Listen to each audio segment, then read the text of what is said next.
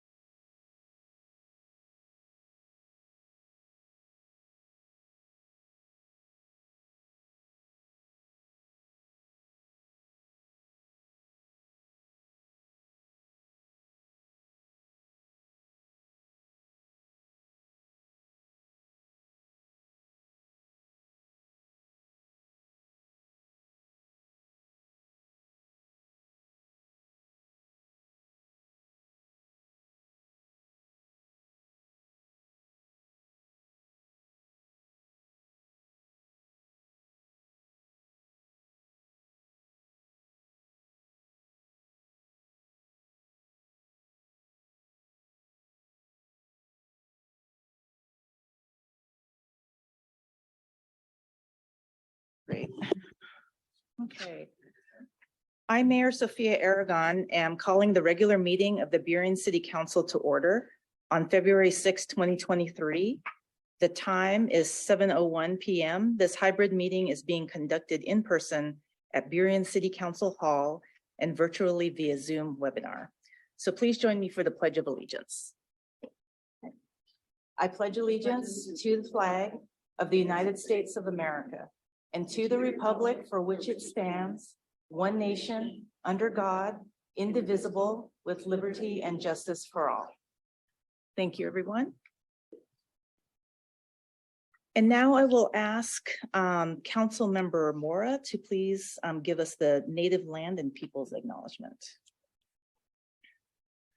We begin by honoring and acknowledging that this meeting is taking place on ancestral lands and waters of the many Coachella tribal peoples who have since time immemorial protected and been in relationship with the Sahelish and these precious lands we know as Burien and our home. As a government agency that is occupying indigenous land, it is important that we remember the history of our area and to work towards fixing the injustice that persist. We acknowledge our region's tribal citizens, their descendants, and their ancestors, and we honor their invaluable contributions to this region's community's identity and economic,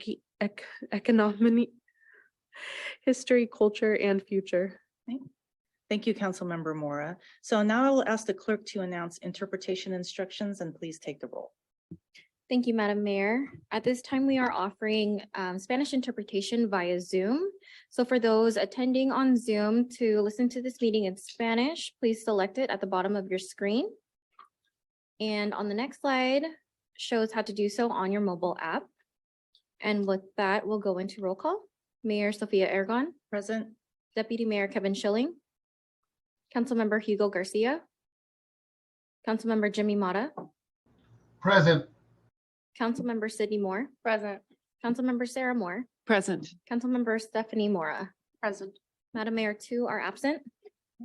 I'll entertain a motion to excuse Deputy Mayor Schilling and Councilmember Garcia. Councilmember Sarah. So moved. I'm sorry. Okay. I'll second that. Okay. So it's been moved and seconded to excuse the Deputy Mayor Schilling and Councilmember Garcia. All those in favor, please raise your hand. Okay. So I have 1, 2, 3, 4, 5 yays and no nays. So the motion passes. Okay. So before we move on, as a reminder, each council member has 5 minutes for each comment or question on the topic and may ask for a second round of comments if all council members have the chance to speak. To the extent not otherwise stated in our rules of order, the procedure for council discussion will be consistent with Robert's Rules of Order 12th edition. Okay, so now I'll entertain a motion for agenda confirmation. Councilmember Mora. I move to confirm the agenda. Okay, is there a second? Second. Okay, it's been seconded by Councilmember Mata. So all those in favor, please raise your hand. So I have 5 yays and 0 nays. Thank you. Okay, so now moving on to our agenda. So we have a couple of important proclamations. And after I read each of these proclamations, I'll ask some special guests to come and join us at the dais for a photo. Okay, so our first one is Black History Month, and I'd like to thank Councilmember Mata for bringing this proclamation forward, and he is remote today, so it's requested me to read this on his behalf. So whereas Black History Month is celebrated every February in recognition of achievements by Black Americans and all people of African descent in the United States, and whereas the Black History Month 2023 theme is Black Resistance, which according to the Association for the Study of African American Life and History, explores how African Americans have resisted historic and ongoing oppression in all forms, especially the racial terrorism of lynching, racial programs, and police killings. And whereas the fatal beating of Tyre Nichols by the Memphis Police Department officers is the latest incident in a long line of unacceptable police violence against Black Americans. And whereas Burien Police Department, who through a contract with the King County Sheriff's Office to provide police services, follows model policies for police behavior, including being an early adopter of the 8 Can't Wait recommendations restricting use of force, and have demonstrated transparency by publishing all department policies, internal investigations, and use of force dashboards on their website. And whereas Burien Police Department and the King County Sheriff's Office provide industry-leading training in de-escalation, crisis intervention, and active bystandership for law enforcement, or ABLE, training for all officers, empowering anyone to intervene in any illegal or inappropriate conduct immediately, regardless of rank or status. And whereas the Office of Law Enforcement Oversight, or OLEO, provides independent review of every use of force investigation, is thorough, transparent, and free from investigative bias. And whereas the City of Burien has formed an internal committee committed to pursuing racial equity and taking action to ensure that all people in Burien can benefit equally from city services, processes, and investments by evaluating strategies and taking actions to prevent harm rooted in racism perpetuated by the City of Burien government. And whereas the Highline Heritage Museum is celebrating Black History Month by partnering with the American Writers Alliance to share 28 profiles of Black historical figures from Washington State. And whereas Black and African American community members in Burien own small businesses, work as educators, and contribute to all essential activities that contribute to Burien's prosperity and quality of life. Now, therefore, the City Council of the City of Burien, Washington, does hereby ask all Burien community members to join together to proclaim February 2023 as Black History Month. Okay. Councilmember Mata, would you like to make a few comments? Yes, first of all, I want to thank Mr. Eddie Rye, who's in the audience today, will give us a couple of words. You know, as I was growing up, I wanted to make sure that I had people that would show me the way, make sure that I made the best choices. And as I was growing up, I seen that not only the Latino, but the African American community shared in the atrocity that occurs on our streets. And I gotta say that Mr. Eddie Rye has been a person that's been faithful to our communities in King County, throughout our state, and throughout our nation. And so today, I want to thank him for being here in Burien and for giving us a couple of words of a man that understands the civil rights movement of the 1964, which was a great year for our country, to be able to bring parity to all of us that haven't been represented for a long time. So thank you very much for allowing me to give these kind words to Mr. Eddie Wright. Thank you. Thank you, Councilmember Mata.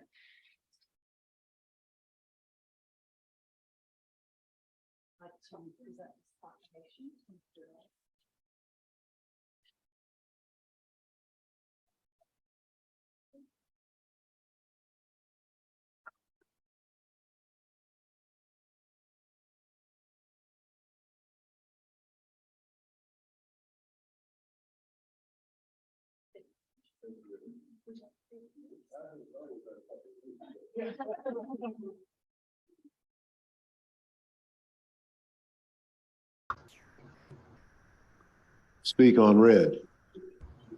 First of all, I want to thank my long-term colleague and friends, brother that struggles in the streets for equality for all communities of color and all underprivileged people. That's Jimmy Mata.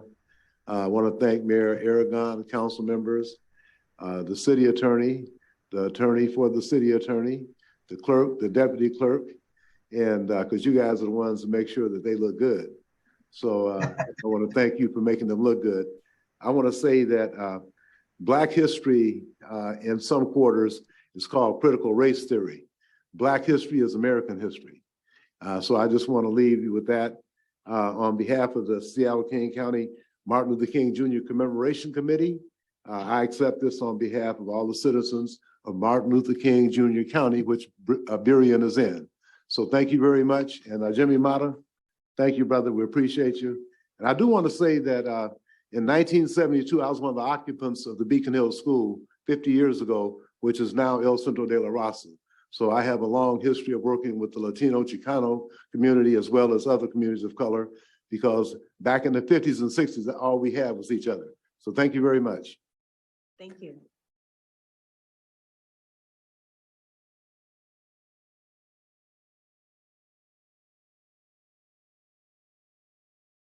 Thank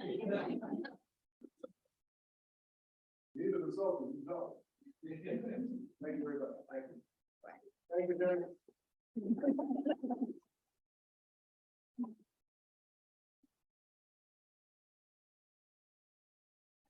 And we are also celebrating Burien's 30th anniversary of incorporation tonight through the next proclamation. Later this month, the city of Burien will be launching a year-long campaign to celebrate our 30th birthday. We encourage our community to get involved. And you can certainly email us at communications@burienwa.gov. And after the reading of the proclamation, we'll be honoring some of our very special guests in the audience. We have several past mayors and council members here with us tonight, including Burien's first mayor, Dr. Arun Javeri. After I read the proclamation, I'd like to ask everyone to stand and come to the front of the dais so we can take a photo of you with the proclamation and give the audience a moment to honor your service to our community. Okay. So whereas the city of Burien officially incorporated on February 28th, 1993, and whereas on March 10th, 1992, the people of Burien voted to incorporate as a non-charter code city under a council manager form of government, and whereas when the people of Burien voted to incorporate, their decision helped bring their local government closer to the people, thus providing needed public service delivery that is efficient, cost-effective, and accountable, and whereas the successful vote to incorporate Burien demonstrated the vision and dedication of local leadership and community, and whereas the state of Washington has determined that the preservation and interpretation of state and local history is a public purpose carried out for public benefit, and whereas commemorative events and anniversaries contribute to community pride, and whereas the Burien City Council honors the leadership, dedication, and effort required to plan, coordinate, and promote the incorporation of Burien through a ballot measure that successfully passed on March 10th, 1992, and whereas celebrating the 30th anniversary of incorporation provides an opportunity to both acknowledge Burien's history and inspire a vision for our city's future. And now, therefore, the City Council of the City of Burien, Washington, does hereby ask all Burien community members to join together to celebrate the 30th anniversary of incorporation. So I'd like to invite our former council members and mayors to please join me at the dais.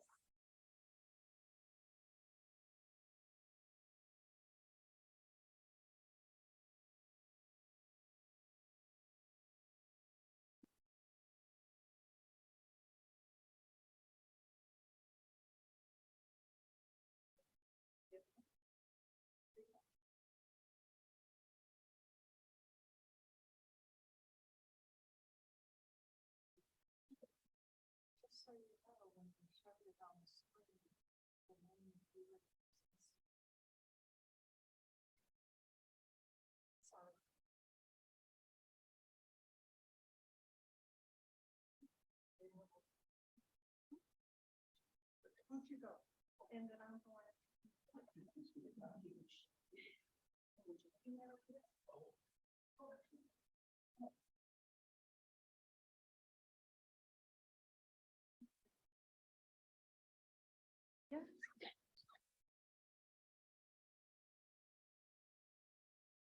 Hello, Honorable Mayor, the City Council members of the City of Burien, the city staff, and all the people here. to participate in this 30th anniversary of the incorporation of the city of Burien.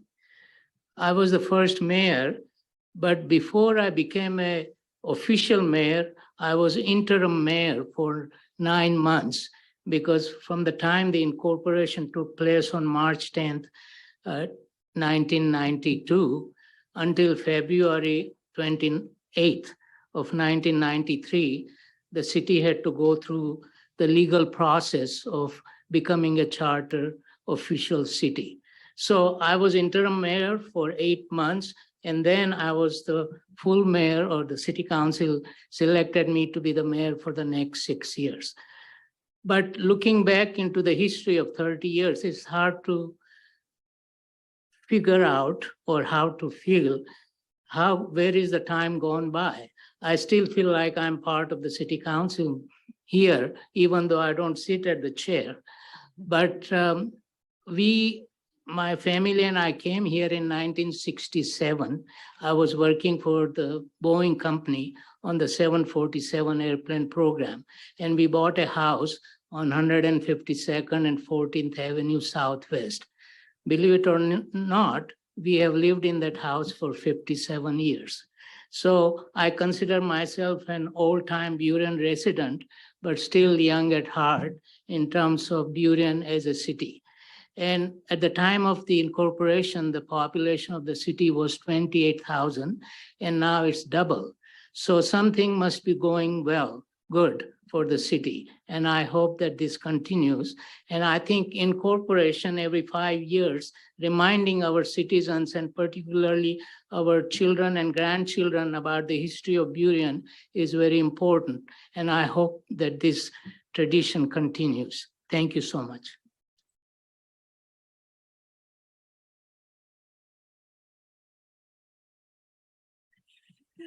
Council members and honored guests and staff and attendees.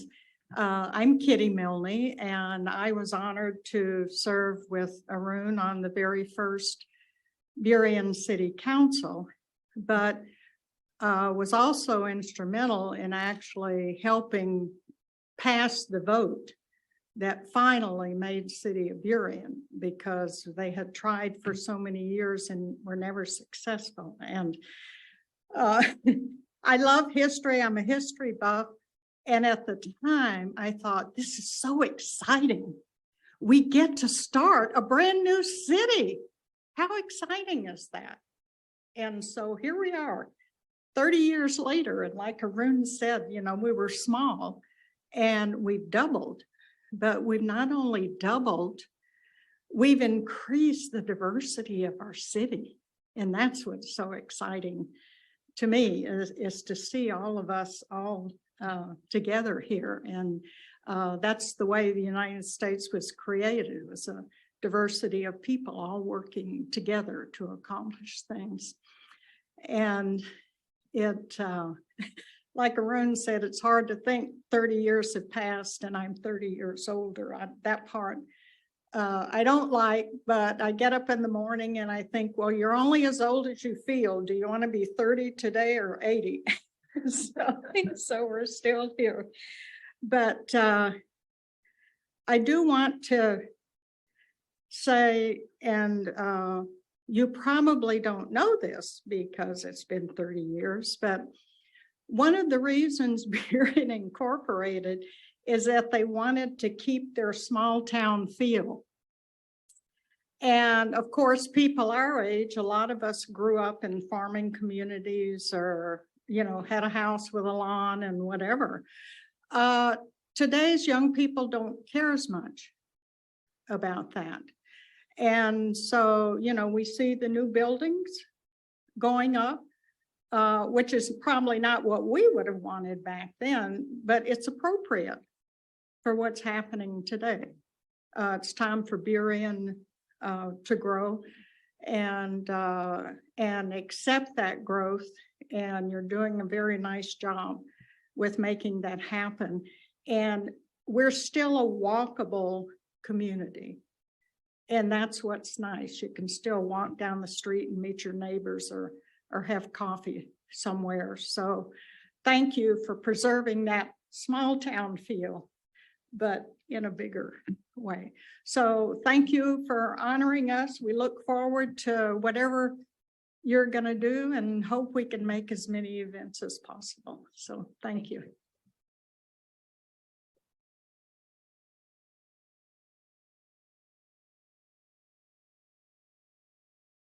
Thank you. So next on our agenda is the Community Connectors introduction. And so I'll pass this off to Carolyn Hope, our Parks Director.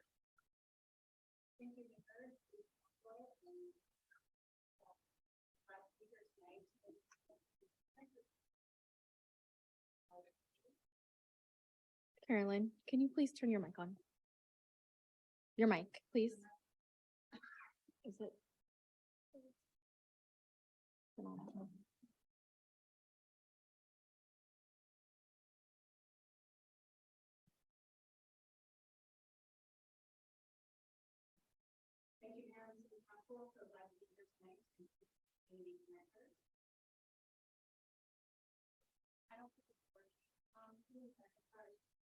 I'll try again.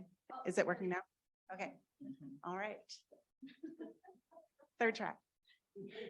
Thank you, Mayor and City Council. So glad to be here tonight to introduce the Community Connectors. I'm Carolyn Hope, the Parks Director, and we have a lot of folks to introduce you tonight. Our goals are just to give you a quick refresher of what the Community Connector program is and to introduce everyone here at the table. Next slide. The Community Connector program is designed to enhance our communication with our Spanish, Vietnamese, and Amharic speaking community. And we have several people here to help us with that. Next slide, please. And some of the original goals of this program when we started was to empower and uplift the voices of communities who traditionally have not been heard as well in Burien, to try different approaches to reach communities, to make it easier for people to engage in the civic process, and to use culturally appropriate ways of reaching out to our community members. Next slide. And I'd like to start off by introducing our partners in this work. We have two consultants here with us from BDS Planning, Andres Montilla, who's a principal with the firm, and Natalia Cos Vallejo, who is our project manager and instrumental in getting us moving on the work. So I am going to move out of the way and hand it off.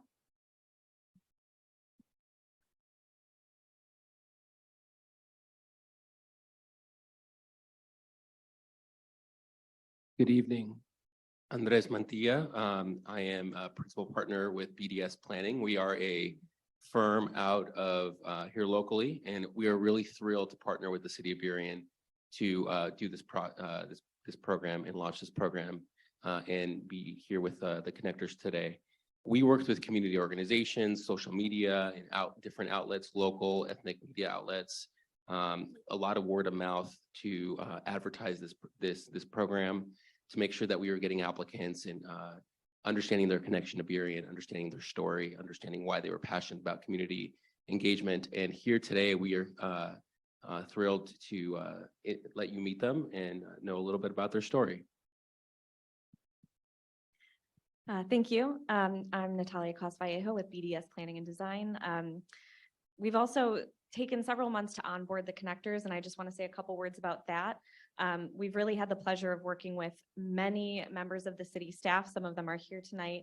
And we've taught the connectors about the machinations of your beautiful city, how the city government works, how the agencies work, how the staff make it all go. And the idea is really to make them experts in the city, and so that they can be a conduit between their ethnic communities and the city of Burien and better facilitate those relationships. And without further ado, I'll pass it off to our connectors to introduce themselves. I think I've started. Sorry, I'll say your name first. That was my mistake. We're going to start with Ellie Trin. Xin chào mọi người, em tên là Ellie hoặc là Hiền. Em và gia đình đã sống ở Burien được 9 năm. Khi đến với chương trình kết nối cộng đồng của thành phố Burien, em muốn góp sức cho xây dựng các mối quan hệ cùng tiến cho cộng đồng của Việt Nam và liên kết cộng đồng của Việt Nam với lại thành phố Burien. So hi everyone, my name is Ellie Trin. And my family and I, we've been living in Burien for the last 9 years. And we're really excited to be moving to Shorewoods very soon. Coming to the Connector program, I really hope to help build the connections within the Vietnamese communities ourselves and also with between the communities and the city. Thank you. All right, next we have Diana Yanis. Hola, buenas noches. Mi nombre es Diana Yanis Macias. Hi, everyone. My name is Diana Yanis Macias, and I am from Mexico. I am fluent in English and Spanish, and I've been living in the city of Burien for over 18 years. I have 5 children on my own, and I own a childcare center in the city of Burien. One of my goals as a community connector is to build trust and connection between the city and the Latino community. Although the Latino community deeply cares about about the city, what is happening around us, many feel that their voices are not heard. Therefore, we want to break the gap and build a bridge to foster a relationship between the city of Burien and the Latino community. Thank you, everyone. Thank you. Next we have Nha Cook. Xin chào mọi người, em tên là Nhã Khúc. Hi everyone, my name is Nha Cook. I'm currently a student at the University of Washington and an intern at the King County Solid Waste Division. I was born in Vietnam and immigrated to Seattle, Washington with my family in 2013 and lived in Burien for a little less than 10 years. I hope to, or as I take my responsibility of a Burien community connector, I hope to use my lived experience, my Vietnamese skills to connect, build trust, and listen to inputs from Vietnamese community in Burien. And I'm looking forward to working with my fellow community connectors and meet new people through this experience. Thank you. Xin cảm ơn. Next we have Alemsese Negeri. Baay'een isin galateeffadha. Amasagganaallee sila ጊዜው. Thank you so much for this opportunity. My name is Alem Sahai. I was born in eastern part of Ethiopia.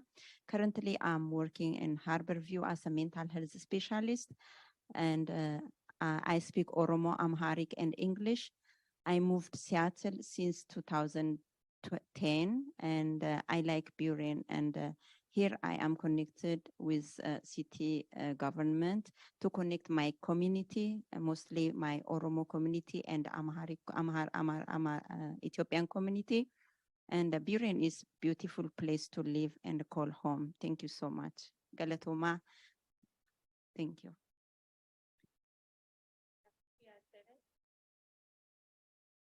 Hello, my name is Sofia Esteves. I'm originally from Mexico City. I have 4 kids and my dog. I live in this state for since 2000. And since that time, I've been seeing a lot of changes in this city. And I see that benefit for many of the community. Sadly, I have not seen these benefits for my community. So that's why I'm here to support them and to raise the voice with them. Thank you. Hola, mi nombre es Sofía Esteves, soy originaria de la Ciudad de México, tengo 4 hijos y mi perro. Tengo viviendo desde el 2000 en esta ciudad, en la ciudad de Burien, y a lo largo de ese tiempo he visto muchos cambios en la ciudad para beneficio de muchos. Lamentablemente no he visto el mismo beneficio para mi comunidad y es por eso que estoy aquí para apoyar y levantar la voz con ellos. Gracias.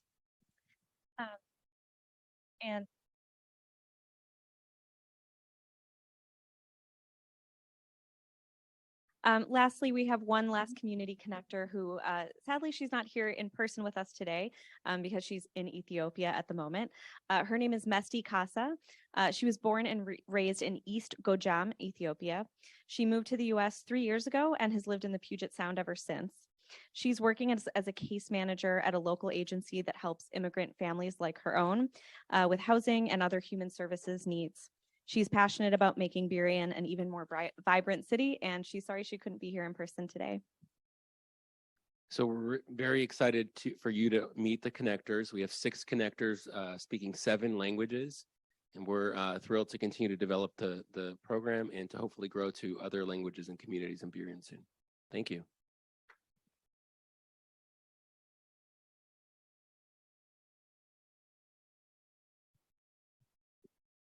I just wanted to pass it off to Emily, who's online. Hi, everybody. So Carolyn and I are working together to work with the community connectors and manage this program. We're really excited that this program is finally getting lifted off the ground. The next steps for this program are we are going to continue to support the connectors in making those introductions on behalf of the city, but also we're working together to make those introductions to the community. We're going to be highlighting them on our city website. You'll also see them in the next issue of the Burien magazine, so the community can actually know a little bit more about them and connect with them. And then they're going to be really instrumental in the next phase of Shape Your City community engagement. And we'll be talking about that during the Shape Your City presentation. But sorry I couldn't be there in person, but we're really excited about this program. Thank you. We're happy to answer any questions that you might have. Councilmember Mata had your hand up, and then Councilmember Moore. Thank you very much. Bienvenidos a todos. Welcome. Very happy to hear about this program. And I think that as a council member representing the city of Burien, that I want to make sure that as we continue to grow as a city, that we have more engagement from the Latino community. As I've heard, more than one person speaks Spanish from the group. I'd also like to hear a little bit more about the consulting group, because I've never really heard about the consulting group. So I'd like to hear a little bit more about them if I can get some background information. But I got to tell you that Burien is a city that we have 25% Latino. Out of 52,000 residents, 42% people of color. And I think this is a very worthwhile investment for our community. I'd like to see more engagement when it comes to our programming, when it comes to parks and recreation, when it comes to our commissions. I want to see, I know that as a city of Burien, we're probably one of the first cities that said that interpretation was important for us. One, two, that the participation on commissions was important enough to be able to have the BEDP now have an interpreter, be able to have our community be able to engage and interact not only as members of the community, but also as commissioners. So, bienvenidos. Yo pienso que lo que vengo yo pidiendo es de que como somos una comunidad de 52,000 residentes, 42% personas de color, que viene siendo 25% latino, que me gustaría ver más participación en las encuestas que tenemos como ciudad. La otra cosa también que me gustaría saber un poquito más de información sobre el consultor que tenemos ahorita, sobre la persona que los está ayudando a traer todo el grupo junto. Y la otra cosa es tratar de estar seguro de que tengamos más participación en las comisiones que tenemos con la ciudad. Muchas gracias. Bienvenidos. Thank you. Councilmember Moore. Thank you. I don't have any questions. I just wanted to say welcome. Thank you so much for being a part of this program. Thank you to staff for putting this together. We are so excited to have you here and hear from you. And please always feel there is an open line of communication. If you have any questions or need anything, if you see any needs in the community that are going unaddressed, please always come forth to council. We are here to serve you, and we are so excited to be in partnership, have the city be in partnership with you. So thank you so much for being a part of this and being here. Councilmember Sarah. Well, I want to echo what both Councilmember Mata and Councilmember Moore said, that we're just thrilled that you're here and excited to have the community connectors here to meet us and find out more about what you do. I do have a question. Is it an ongoing thing where once you're a community connector, it seems like the longer you built connections, the more you could connect? Is that how that works? Yeah, there's no term limit other than funding. So we'll be back with a budget request at the end of the year. But this is our first year. The connectors they have a contract through at least next April, and we hope to continue the work in the long run. Like you said, it's a long-term relationship. I just wanted to emphasize that again, that the longer we have community connectors, the more when somebody needs a connector, they'll think of it. So I'm looking forward to you coming back and telling us you want to continue. Thank you. Other questions or comments? Okay. Well, wonderful. Thank you for coming tonight. We were all excited to meet you and to learn more about your program. So we're looking forward to hearing more in the future. Thank you.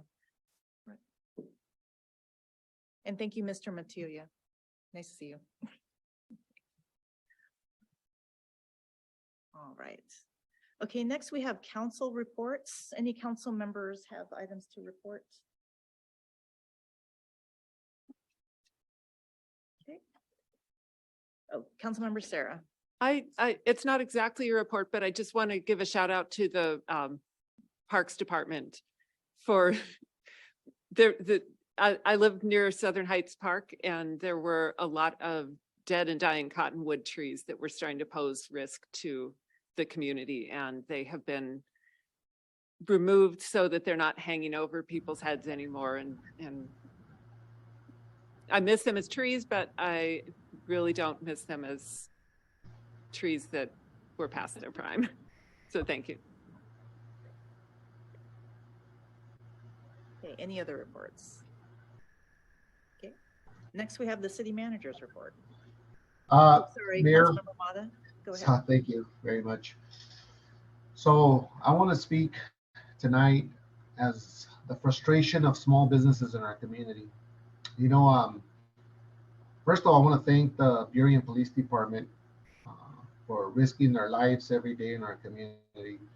Look, I may be a council member, you know, you see me in the community, you see me on Facebook, but I don't necessarily talk about the challenges that I have as a small business. You know, here recently, a couple of days ago, I would say last week, my business was broken into at midnight, and at 2 a.m. The Burien Police Department was out at my business. Then my staff was out at 3 o'clock in the morning. And then the crooks came back around 4 or 5 in the morning. And we had an incident of a stabbing in our community. And obviously that's more important than any of goods that we have as small business. I think life is more important than any goods that we hold as a society. But, you know, we got some challenges in our community. And as we move forward, we got to address them, you know. And look, I'm all for programming for those individuals that are suffering from drug addiction. You know, my father died of a drug overdose in Burien, and I love my father, but it was tough as I was growing up. But we cannot continue to allow this to be just a practice that's normal. We cannot normalize criminality in our community. And, you know, I got to tell you that our police officers were thorough. They made sure that they went through my office, my shop, my surrounding vehicles in my property. The fact of the matter is it hurts, you know, and I got to tell you, for every small business in Burien where we work hard, you know, I work 18 hours a day. As a council member, I don't make much money, but I love what I do. I love to represent the people that elected me. Today, I make some individuals uncomfortable, but the fact of the matter is we cannot normalize this. And as we move forward and as we figure out what does it look like on redreaming and what policing looks like, the fact of the matter is if you're stealing from hardworking people, then you should pay the price of being behind bars. We'll set up the programs for you. If you have a drug problem, hey, let's get the help for you. If you're suffering from mental health, let's get the help for you. If you were raised in poverty and were raised with a father that had a drug overdose, that died of a drug overdose and had a situation as you were growing up, hey, we understand it. But at the end of the day, we all work very hard. And as inflation continues to just devastate our communities, as things get tighter in the economy, we may see this more and more in our streets. But again, I think our police officers were professionals. They understood the gravity of the situation. It was personal property. At the end of the day, that can be replaced. Life cannot be replaced, so they had to make a call. But as I would continue to move here, you know, I think I've been here victimized last year, 3 vehicles stolen, tools stolen off a job site.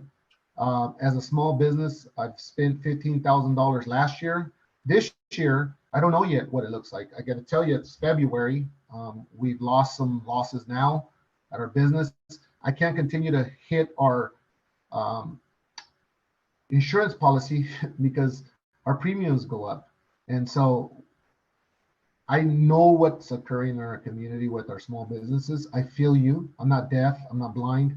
But I got to tell you that at the same time, we got to continue to figure out how do we make things better for our community. I'm not too happy about the losses we had. I got to tell you, it's a struggle every day. You know, I'm not a business that makes multi-million dollars. I'm a small mom and pop shop. You know, my family helps me in the business, and every day is a struggle. So I just wanted to say that today. Look, at the end of the day, I think when it comes to policing, when it comes to relationships in our community, it's a tough conversation to have. But I got to tell you, I'm not in support of supporting criminals that take advantage of hardworking mom and pop shops in our community. Thank you. Thank you, Councilmember Mata. Any other comments? Okay, so next is our city manager's report. Thank you, Mayor. Thank you, Council. Just a brief report. Wanted to share with Council that there are several bills making their way through the state legislative process at the moment. That range from how we govern the use of open drugs, how law enforcement manages those situations, to bills that deal specifically with mental health issues, and then also bills that provide opportunities for housing. All of these bills are making their way through the process. There are hearings scheduled at the moment, and all of those will have an effect on Burien one way or another. So we're just tracking the progress of these particular bills. Also wanted to remind Council that the National League of Cities Congressional City Conference is fast approaching, scheduled for late March, March 26th through the 28th. And lastly, that request from Council from recent meetings for additional updated information on issues such as Eagle Landing, Boulevard Park, review of PD or Burien Police Department options, as well as the Sister City program, are being reviewed by staff at the moment and should come back to Council very soon. Thank you. Thank you. Okay. Next on our agenda is public comments, and I'll ask the clerk to announce the guidelines. Thank you, Madam Mayor. The city of Burien values public input, and we value, and we follow specific guidelines to ensure the process is open and fair for all. To facilitate an efficient public comment period, community members are encouraged to sign up to speak by 6:45 p.m. or to submit a written comment using the public comment form or by emailing cityclerk@burienwa.gov. The order in which City Council will receive comments will be as follows. First, we'll call on those who have used who have signed up to speak. Second, we'll call on those who have used the raise hand feature in Zoom or have requested to speak in council chambers. And any submitted written comments will be forwarded to the City Council and noted in the meeting minutes. Additionally, community members must consider to limit remarks to 2 minutes or less, and the total time allotted for the comment period is 30 minutes. At this time, Deputy Clerk Ivins will share the public comment sign-up list. And for those attending in person, please be prepared to speak at the lectern. And for those commenting on Zoom, please be prepared to unmute yourself. And with that, the first person signed up to speak is Sally Nelson. Sally, would you please unmute yourself at this time? Yes, thank you. Can you hear me? Yes, we can. Okay, good. I'm delighted to be here. My address is 15808 Maplewald Avenue Southwest. And I'd like to first of all begin by thanking the mayor and city council members for increasing the allotment, the funding, the investment you make in the arts for Burien. It's so important, and I'm so grateful for your good consideration. We know funding for the arts is not only increases our quality of life, but it's a good investment for taxpayers. Secondly, I'm here to celebrate an effort by BAT, which is affectionately known as BAT, Burien Actor Theater, for finally locating a space at the Kennedy Catholic High School for live performances to actually occur.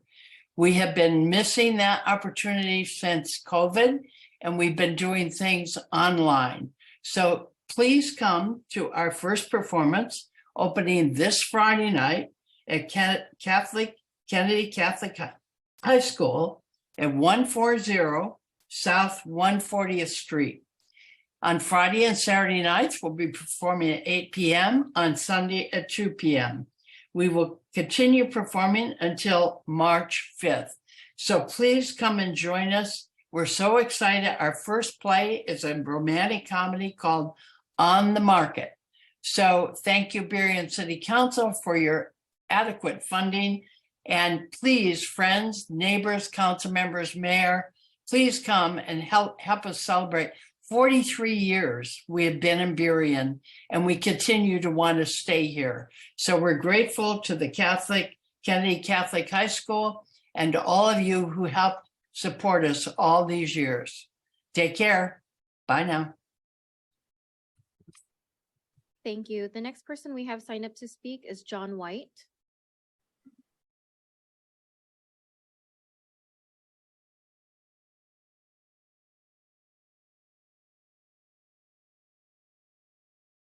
Mr. White, I'm sorry, would you please turn your mic on? The right button, please. Perfect, thank you so much. Can you restart then? So try to imagine that each one of you city council members have a picture on the wall back there while you're serving. Now try to imagine that every single city council member is on that wall since 1993 when we became a city. And then look at them and step back and imagine a time lapse to now. You would see them flashing back and forth like strobe lights. They would just be moving so fast. Now take them all down and let's put the senior staff members up there, the Parks Department head, the economic developer, the public works, and step back and go through that same time period. Notice how they don't change at all. They're not flashing, very rarely. Since I've been in Burien, we've had 3 mayors, right? I've been here 10 years, right? So it doesn't change. So what I'm saying is we only get 2 minutes to talk up here, but when we make decisions in this town, the staff gets all the time in the world. And sometimes it's hard to communicate. In fact, it's very difficult. Brings me to tears trying to communicate. Now, what I'm saying about that is we have a communication problem in this town because public announcements have to go in a newspaper. They can't go in a blog. So our city doesn't get the public announcements like we would if we were in Seattle because the state says it's got to be a paper. What I'm asking is that we send a courtesy to just send it to the B-Town blog, our source here, as a courtesy. You don't have to do it. It doesn't require it. And the second thing is I live 100 feet from here and I say I'm from Burien. When I step up to the podium, I would like those who step up to at least identify whether they're from Burien or not. So I have 2 requests. And I know we have time out, but this is a 30-minute period and there's 3 people up there. So I ask you kindly if I could just speak for another 30 seconds. What I'm asking for is 1, that we communicate through the blog until we finally get a newspaper in this town, an official, legitimate newspaper. And 2, when people come up here, it used to be that you would say your name and your address. I get it. You don't want to give out addresses today because, you know, you can run into problems, but at least say you're from Burien. And the last thing I'd want to say is, I love this city council. Finally, we've got a city council that is willing to trust but verify the data that's coming to them. And I thank you to the bottom of my heart on the Eagle Landing stairs. And I'm grateful that we're going to be able to expose the truth as to what really happened at Eagle Landing Park. Thank you very much. Thank you. The next person we have signed up to speak is on Zoom.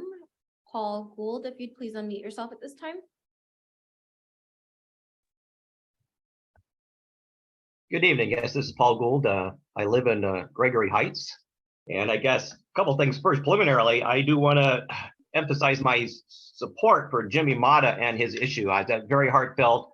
I've talked to Jimmy off and on many times, catching him on hardware stores and stuff. And I know he's a very hardworking guy for all sorts of reasons. And that's the kind of business of Jimmy is what we really need to be keeping an eye on and supporting and really listen to what he says. He represents a certain part of this of the city, and I really feel for him in people like him struggling to keep their businesses operating in kind of the environment that's happened. My point for tonight was I did want to do a quick follow-on regarding the last meeting's presentation on public health by Dr. Johnson regarding air quality. I think there was some things that she kind of omitted, understanding the airport is a significant source. But I think there's a couple of things we all should be aware of, and we may have forgotten about, is kind of by about 2028, which is only 5 years from now, that Highway 509 Gateway project, which connects, which will be connecting the Port of Tacoma with the Port of Seattle, is going to be a big, complete 4-lane highway for truck traffic. It's a truck mobility project, and we will have a lot more diesel fumes running up and down 509 5 years from now. And we will be getting an increased smoke from the summer wildfires. Is going to be an increasing operation. So we just need to be aware that there's more things going on than just the airport. And the mitigation I thought that she suggested being, well, maybe we just put some HEPA filters in people's homes. Is there are some other opportunities with just, higher quality furnace filters in your own furnace. Instead of the cheaper ones, you can put higher quality ones in. And there are things that we can do for getting, again, helping subsidize and give people information about heat pumps so that they can have other kinds of air conditioning in their homes during the summer so they don't have their windows open. So anyway, there are things that we should be able to do to educate the public to help them find ways to improve their indoor air quality beyond just kind of what was presented in last week's meeting. Thanks very much. Thank you. If anyone else would like to share a comment, if you please proceed to the podium at this time or raise your hand on Zoom.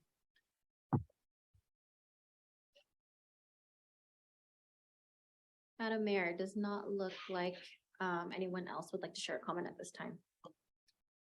Okay, thank you. Given no requests, we'll close public comments and move on to the consent agenda. So I will now entertain a motion on the consent agenda. Move to the consent agenda. Okay, so moved and seconded to approve the consent agenda. So all those in favor, please raise your hand. Okay, I have 5 yeas and no nays. Thank you. Okay, on to our business agenda. An introduction to resolution number 492, South King Housing and Homelessness Partners, or SKIP, Housing Capital Fund applications. So I will hand this over to Colleen Brandt-Schubler. Thank you, Mayor Aragon, and council staff and community. As you alluded to, we are really excited to be here this evening. In a moment, I'll introduce our new executive manager with SKIP. It's just been an exciting night with community connectors, and this is also equally exciting that we're finally at a place when the councils across South King County, council members and cities came together to decide to form SKIP in the first place, and then to pool their 1406 funds in order to really address the affordable housing crisis and try to see projects built in our communities. So I know you've been asking for when SKIP would come and actually talk about projects, and that's what we're here to do tonight. So I'd like to introduce Claire Goodwin, SKIP's new executive manager, and she's here to share a little bit more about these projects, and this hopefully will answer any other questions you might have. Thank you, Colleen. I appreciate that warm welcome. Let's see if I can get this adjusted. So, Mayor Aragon and members of the City Council, good evening. My name is Claire Goodwin. I am the newly appointed executive manager for the South King Housing and Homelessness Partners, or SKIP for short. This is my first time presenting to you, and I appreciate the opportunity. So I'm excited to be here today to present to you the SKIP Executive Board's recommendation on SKIP's Housing Capital Fund. Next slide, please. So SKIP was formed in 2019 through an interlocal agreement between several cities and King County to address the housing needs of South King County as a unified, coordinated coalition, and Burien was a founding member. SKIP currently has 11 member jurisdictions, which are listed on the slide. Burien is represented by Colleen Branch Schluter, who serves on the SKIP Executive Board. By way of background on SKIP's Housing Capital Fund, in 2019, Substitute House Bill 1406 became law, allowing cities and counties to recapture a portion of Washington state sales tax when it's used to support affordable housing initiatives. You may recall that the effective sales tax rate didn't change for the consumer, and instead the tax gets credited against the state sales tax. In 2021, City Council authorized an interlocal agreement with SKIP, which allowed the pooling of sales tax receipts received under Substitute House Bill 1406 from each participating member jurisdiction for use by SKIP in funding affordable housing projects. This is the first of an annual process with SKIP and member jurisdictions to fund projects with these pooled resources through the SKIP Housing Capital Fund. Use of these pooled funds requires approval from each participating city council. Even though you have already contributed these funds to SKIP, your council will need to take action for us to use those funds. So this approach allows multiple cities to pool their funds for projects across South King County to maximize the creation of affordable housing overall and in each city. Next slide, please. So SKIP opened its first Housing Capital Fund application in 2022. 3 projects applied for SKIP funding, and they all happen to be projects right here in Burien. The SKIP Advisory Board reviewed applications and forwarded its funding recommendations to the SKIP Executive Board that reflected the policies and priorities adopted by the board. After careful deliberation, the SKIP Executive Board concurred with the recommendation of the SKIP Advisory Board and has recommended total funding of $1,393,308 for 2 projects, as described in the SKIP Executive Board funding recommendation memo dated December 16th, 2022, which was included in your packet. The next slide, please. So the projects under consideration and the SKIP Executive Board's recommended funding levels for each project are listed on the slide, and I'll briefly go through each one. So first, we have a Habitat for Humanity home ownership project. Phase 1 of this project includes the construction of 23-bedroom townhouses for households earning up to 50% of the area median income, or AMI. The requested funding from SKIP is $300,000, and the same amount was recommended by the board. The special conditions include this being a secured grant with no repayment as long as affordability and target population are maintained, and the covenant is recorded to ensure affordability for at least 50 years. Second is a project from Mercy Housing Northwest, which is an 89-unit multifamily mixed income affordable rental housing development. The project proposal is to provide a mix of 1, 2, and 3-bedroom apartments for households with mixed incomes from 0 to 30%, 30 to 50%, and up to 60% of AMI, and anticipated set-asides of 20% for households with a disability and a 40% set-aside for households experiencing homelessness. So the requested funding from SKIP is $1,093,308, and the same amount was recommended by the board. Special conditions include being a deferred contingent forgivable loan, and the covenant is recorded to ensure affordability of at least 50 years. EcoThrive also submitted an application for a home ownership project, which includes new construction of 26 houses for households earning 30 to 50% AMI. The requested funding from SKIP was $700,000 to $1 million, and the board did not recommend funding at this time. Both the advisory board and executive board are enthusiastic about this project, but the element of readiness to use the funds and complement other fund sources informed this recommendation, and the project sponsors have been encouraged to apply during this year's funding round. Next slide, please. So this slide shows total amounts contributed by jurisdiction to the Skip Housing Capital Fund. And of this total, the amounts by jurisdiction for each project.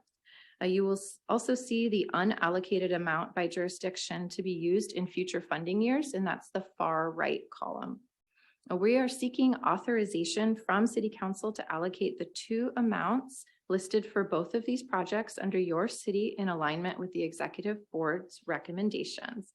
This is $30,319.52 for the Habitat for Humanity project and $110,495.25 for the Mercy Housing project.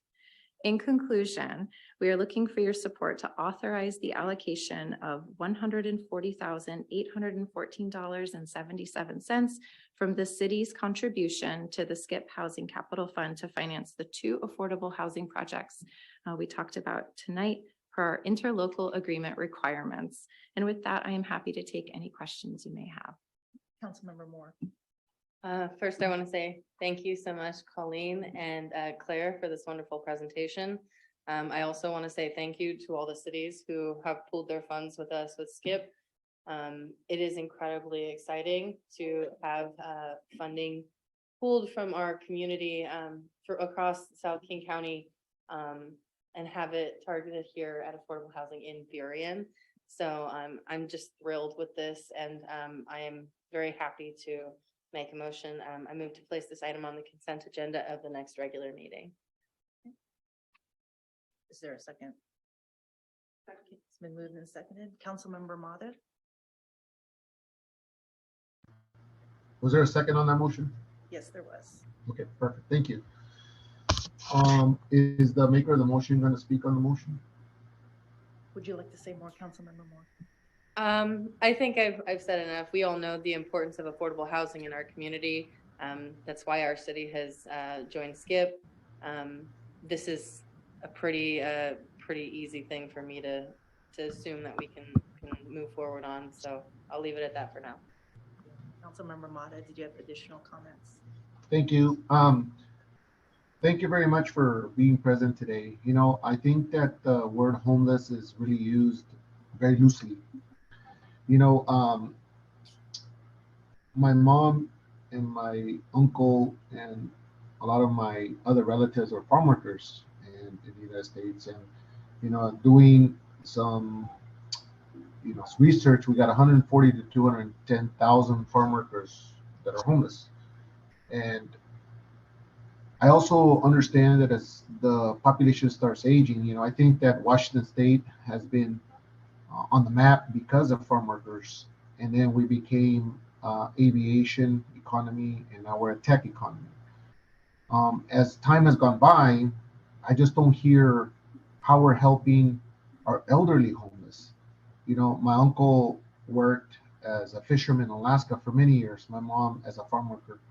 And technically they're homeless. I mean, obviously my mom and my uncle, my family, I love them. You know, I'm not going to put them on the streets. But I would like to make sure that when we define what homeless is, because we have homeless that are youth, homeless that suffer from mental health, you know, homeless who deal with drug addiction like my father was. I mean, I got to tell you that the missions in Seattle were a great place for my father to be at the time when he didn't want to, you know, when he was having challenges, let's say, with drug addiction. But I also think that as we continue to move forward, I mean, I'm a huge supporter of DESC and Burien because I do believe that our veterans and people suffering from mental health should have housing. But I also believe that, you know, the hardworking Americans in our country who work their whole careers to put food on our table, those individuals that are landscapers who, you know, have their whole careers, you know, cutting grass, of people that are like myself that aren't maybe wealthy, but wealthy enough to be able to cover the ability to have somebody come out and cut their yard. Today, my mother does that and my stepfather. But I just, as we move forward here, I think that it's time to be able to talk about some of the challenges that we have. You know, as I've just said here recently, we have 52,000 residents, 42% people of color, which really it's the Asian community, our African American community, our Latino community who do the hard jobs in America and yet cannot have a place to live that they could be able to continue to have those wealthy people continue to gather wealth for many generations to come. So I'm in support of this motion, but I also want to be able to, as we move forward, be able to figure out where we are going to be able to house families. In fact, I'm just dealing with the story right now with immigrants who have come here from Honduras, whose husband was severely beaten because he didn't have money for the rent.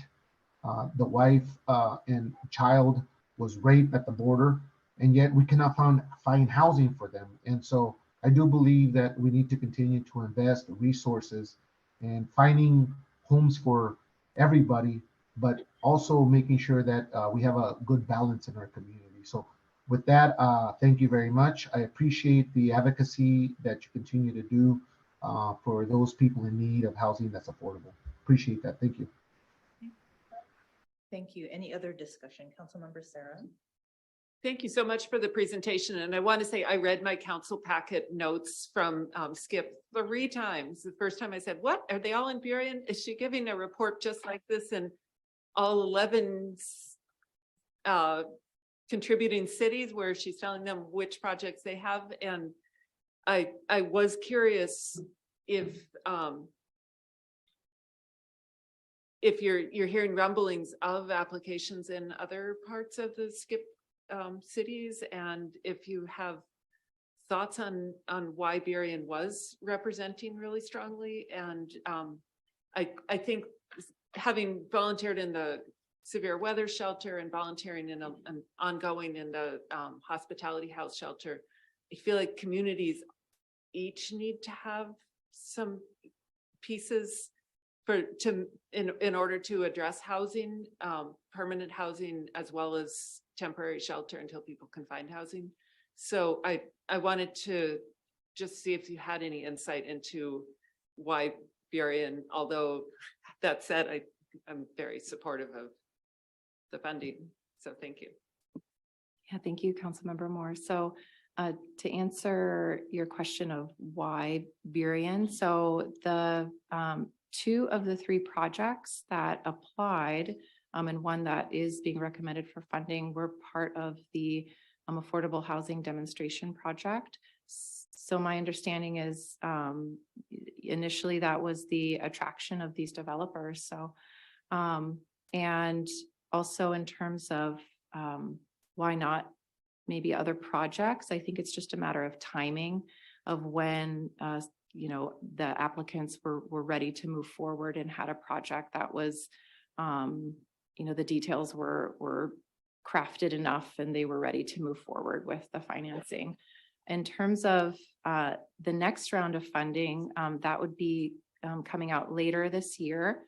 And so I think the intention is to really get the word out that this funding is available. It's going to be about $1.5 million in pooled funds that Skip can provide. And so having that awareness and knowledge out in the community for developers to know is really important. So we'll be working on how to broadcast that when the time comes. Thank you. Any other discussion or questions?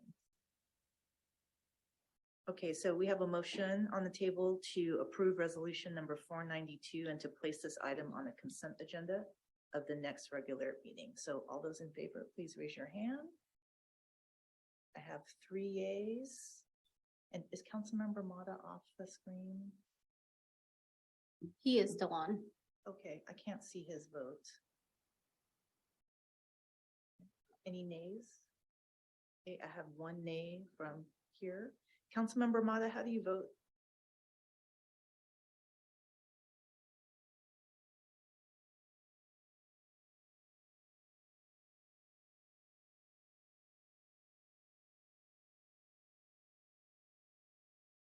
So he's off.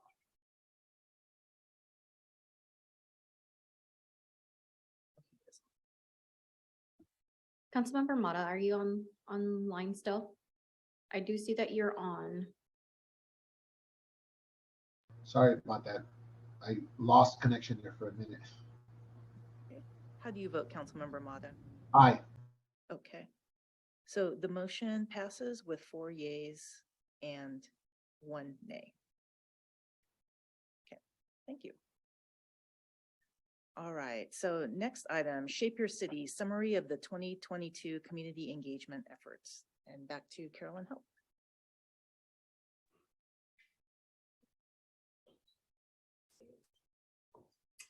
And actually, I think I'm going to be introducing this, Mayor. This is a group effort.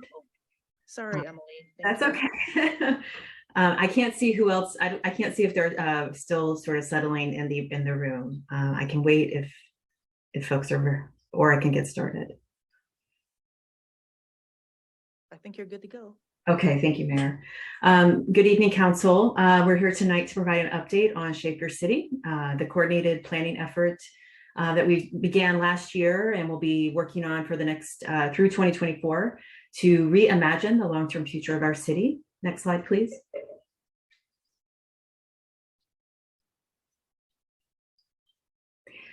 Tonight, we're going to be giving an overview of the first phase of Shape Your City, the first phase of community engagement, what we've heard to date, and next steps. Next slide, please. So just as a reminder, the Shape Your City initiative was developed as a way to coordinate some major updates to the comprehensive plan, transportation master plan, and parks, recreation, and open space plan. You'll hear me say TMP and PROS plan throughout this presentation. We wanted to streamline the community engagement portion as well as the planning effort as well. And that required coordination both internally and externally. Next slide, please. So we asked some questions of the community. We started this conversation with our community last summer, and we wrapped it up in early winter. So we asked some questions, very broad, to help us create a shared vision.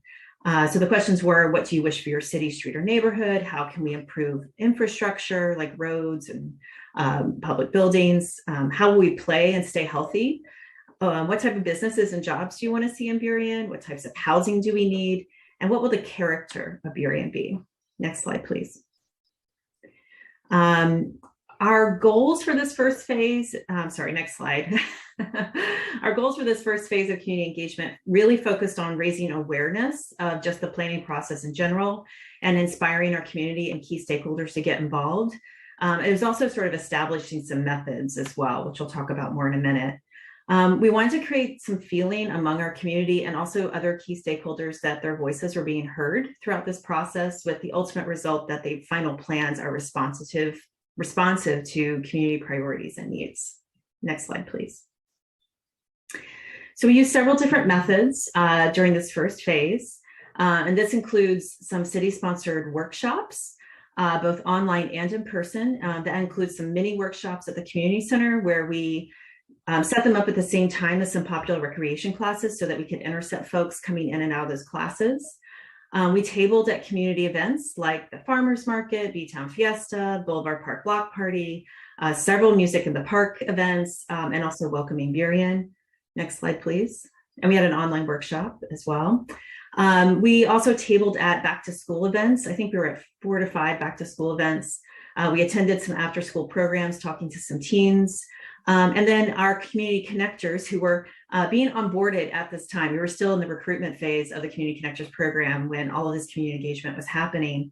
They, you have 2 of our connectors pictured here who are at the Dia de los Muertos event, and they helped not only gather feedback at that event, but encouraged folks to take the Spanish language survey as well. Next slide, please. We also launched a really robust digital side of this engagement. We launched the new Burien Community Hub, which is a one-stop shop website that's multilingual, and we use it not just for Shape Your City, but for all planning efforts. The Shape Your City project site itself included some background information, calendar of events, blog posts that provide updates on the project, and then a public comment map, which was powered by social pinpoint software. And that gathered location-based feedback, and that was really popular. We gathered hundreds of comments through just that map-based feedback alone. We also provided ways for people to sign up for email updates on the project. Some people may have received an email actually that this presentation was happening because we sent something out on Friday. We also share updates on our social media channels. And then also we devoted the fall issue of the Burien magazine. We did a big feature on Shape Your City. And we, issued some press releases that got sent to some local media like the B-Town blog. And then we also developed flyers and yard signs that you would have seen in our local parks and public buildings that directed people back to the website. Next slide, please. So for this next portion, Susan, Carolyn, and Maya are going to be talking about what we heard. Hi there. So what we actually had a lot of different comments ranging on a lot of different topics. We had over 1,700 comments, and that includes 17 events, and that includes also 750 online comments. And I have to credit some of our staff in parks and other departments for cataloging each and every one of those comments and then being able to kind of analyze where are some of the, cross-cutting issues and interests that people have. Next slide, please. So this is a little bit hard to see, but it kind of outlines where some of the top comments came from, and not unexpectedly, a lot of comments were about parks and recreation, owing due in part to people's interest in parks and recreation, but also to the engagement that park staff did to reach out to people. A lot of comments on transportation, which is pretty common when doing a citywide survey. Land use and economic development and housing. And then as you can see too, there were many different comments about trees and green Burien, public safety. A lot of people concerned about the environment, maintenance of public facilities, including streets and that kind of thing. A lot of comments on diversity, equity, and inclusion. Some commentary on community character, which is a bit of a theme in the comprehensive plan, social services, and a few other topics as well. We did do some engagement with in some schools, and so we got some really great feedback from families, both reflected in the comments and just conversation we were able to have, just dialogue we were able to have with those families. Next slide, please. So we also broke down the commentary into more detailed categories, and the top, I'll just say really quickly, the top categories that we heard about were housing, economic development, community character, park amenities, and public safety. I was presenting to the Human Services Commission a while ago, and there were some questions about public safety and what that means. And people did speak to crime and issues of, more traditional public safety, but there was also concerns about how we treat people who are experiencing homelessness, what public safety means in terms of just crossing the street and how one feels about being a pedestrian and just living in a neighborhood. So public safety is a pretty broad category actually as well. Next slide, please. So I was asked to just outline some of the topics that emerged around issues of land use and economic development. And there was a lot of support for small locally owned businesses, which we expected. There was a lot of interest in people being able to walk or have amenities and services in their neighborhoods, which I thought was pretty interesting. Interest in zoning that accommodates more mixed use. As you probably know, in Burien, we have several arterials where their services are concentrated, and then a lot of sort of single family and residentially focused neighborhoods without services. So there was interest in seeing more of a mix of uses. And then interest in seeing different kinds of public gathering spaces, places where youth can gather, just community spaces, including parks, but also less formal spaces as well. Next slide, please. So one of the concepts that I think emerged that fits with what we were guessing about with respect to land use and what the future Burien might incorporate over the next 20 years is the idea of a 15-minute city. And this is a graphic that you can find all over the web, but it illustrates what a 15-minute city is. And we saw this idea reflecting in a lot of the comments that we heard. The idea is that people can live and also walk to the services they need in their neighborhood. So places of work, places of worship, grocery, places to get dry cleaning, pick up your child, take your child to school, that kind of thing. So the idea is to explore the concept of 15-minute nodes throughout Burien and what that might look like. And so we'll see in our next round of comments and our next round of outreach if we were able to get a little bit closer to that idea. Next slide, please. So ideas for that 15-minute city, I'm just going to go a little bit further on it than I guess. People did have specific ideas as to where those little neighborhood nodes might be. Of course, we've been talking a lot about the Ambom corridor, so people had specific ideas for along Ambom. The Five Corners area, there's a few intersections along First Avenue that people had an interest in. Boulevard Park, downtown, and Old Burien, sort of the core areas that we kind of think of typically as sort of mixed use neighborhoods where people can walk and get around. Next slide, please. We also heard other comprehensive plan themes, which we're currently exploring as part of our comprehensive plan work. A need for affordable housing at all income bands, and that includes market rate housing. It includes, and then it also includes different income bands for affordability as well. We saw interest in a range of housing types, and it was kind of interesting to see how some of that broke out. We can provide more data on that in the future. A lot of interest in sort of the missing middle types of housing, and that is sort of housing between sort of the what we see downtown, which is a little bit taller and bigger, and single family. So things in between, which might be townhouses, cottage housing. It includes duplexes up to fourplexes, but and also there's interest in multi-generational housing, senior housing. And then there was discussion about where different housing types would be appropriate. Next slide, please. And I believe this is Carolyn's. Or is this mine? It is mine. All right, great. So we were talking about public safety and social and human services. A really interesting talk with the Human Services Commission as well, because they had a lot of insight on some of these issues. But from the data, what we saw was an interest in larger police presence in certain areas like parks, residential streets, business district to enhance the perception of public safety. And then public safety also included interest in services that are accessible by a 15-minute walk. We heard a lot of a need for services for women and moms, especially immigrant refugee communities, interest in services for folks who are experiencing homelessness. And then public safety, it was interesting to see people kind of draw a link between housing and affordability and public safety, basically providing for the needs of people who live, work, play, and worship in Burien. All right, thanks. Thanks, Susan. So in the Parks, Recreation, and Cultural Services commentary, we had a lot of interest in just generally more parks, green space, and trees, and access to water throughout the city. And when I say throughout the city, definitely there was an interest in having a better distribution of those facilities throughout the city. There was also a growing interest in having more small parks just nested within different neighborhoods so that there's an easy place to walk to. Definitely there were comments about playgrounds, but also, as Susan mentioned, these informal places where people can gather, share a meal, or take some takeout and congregate with friends.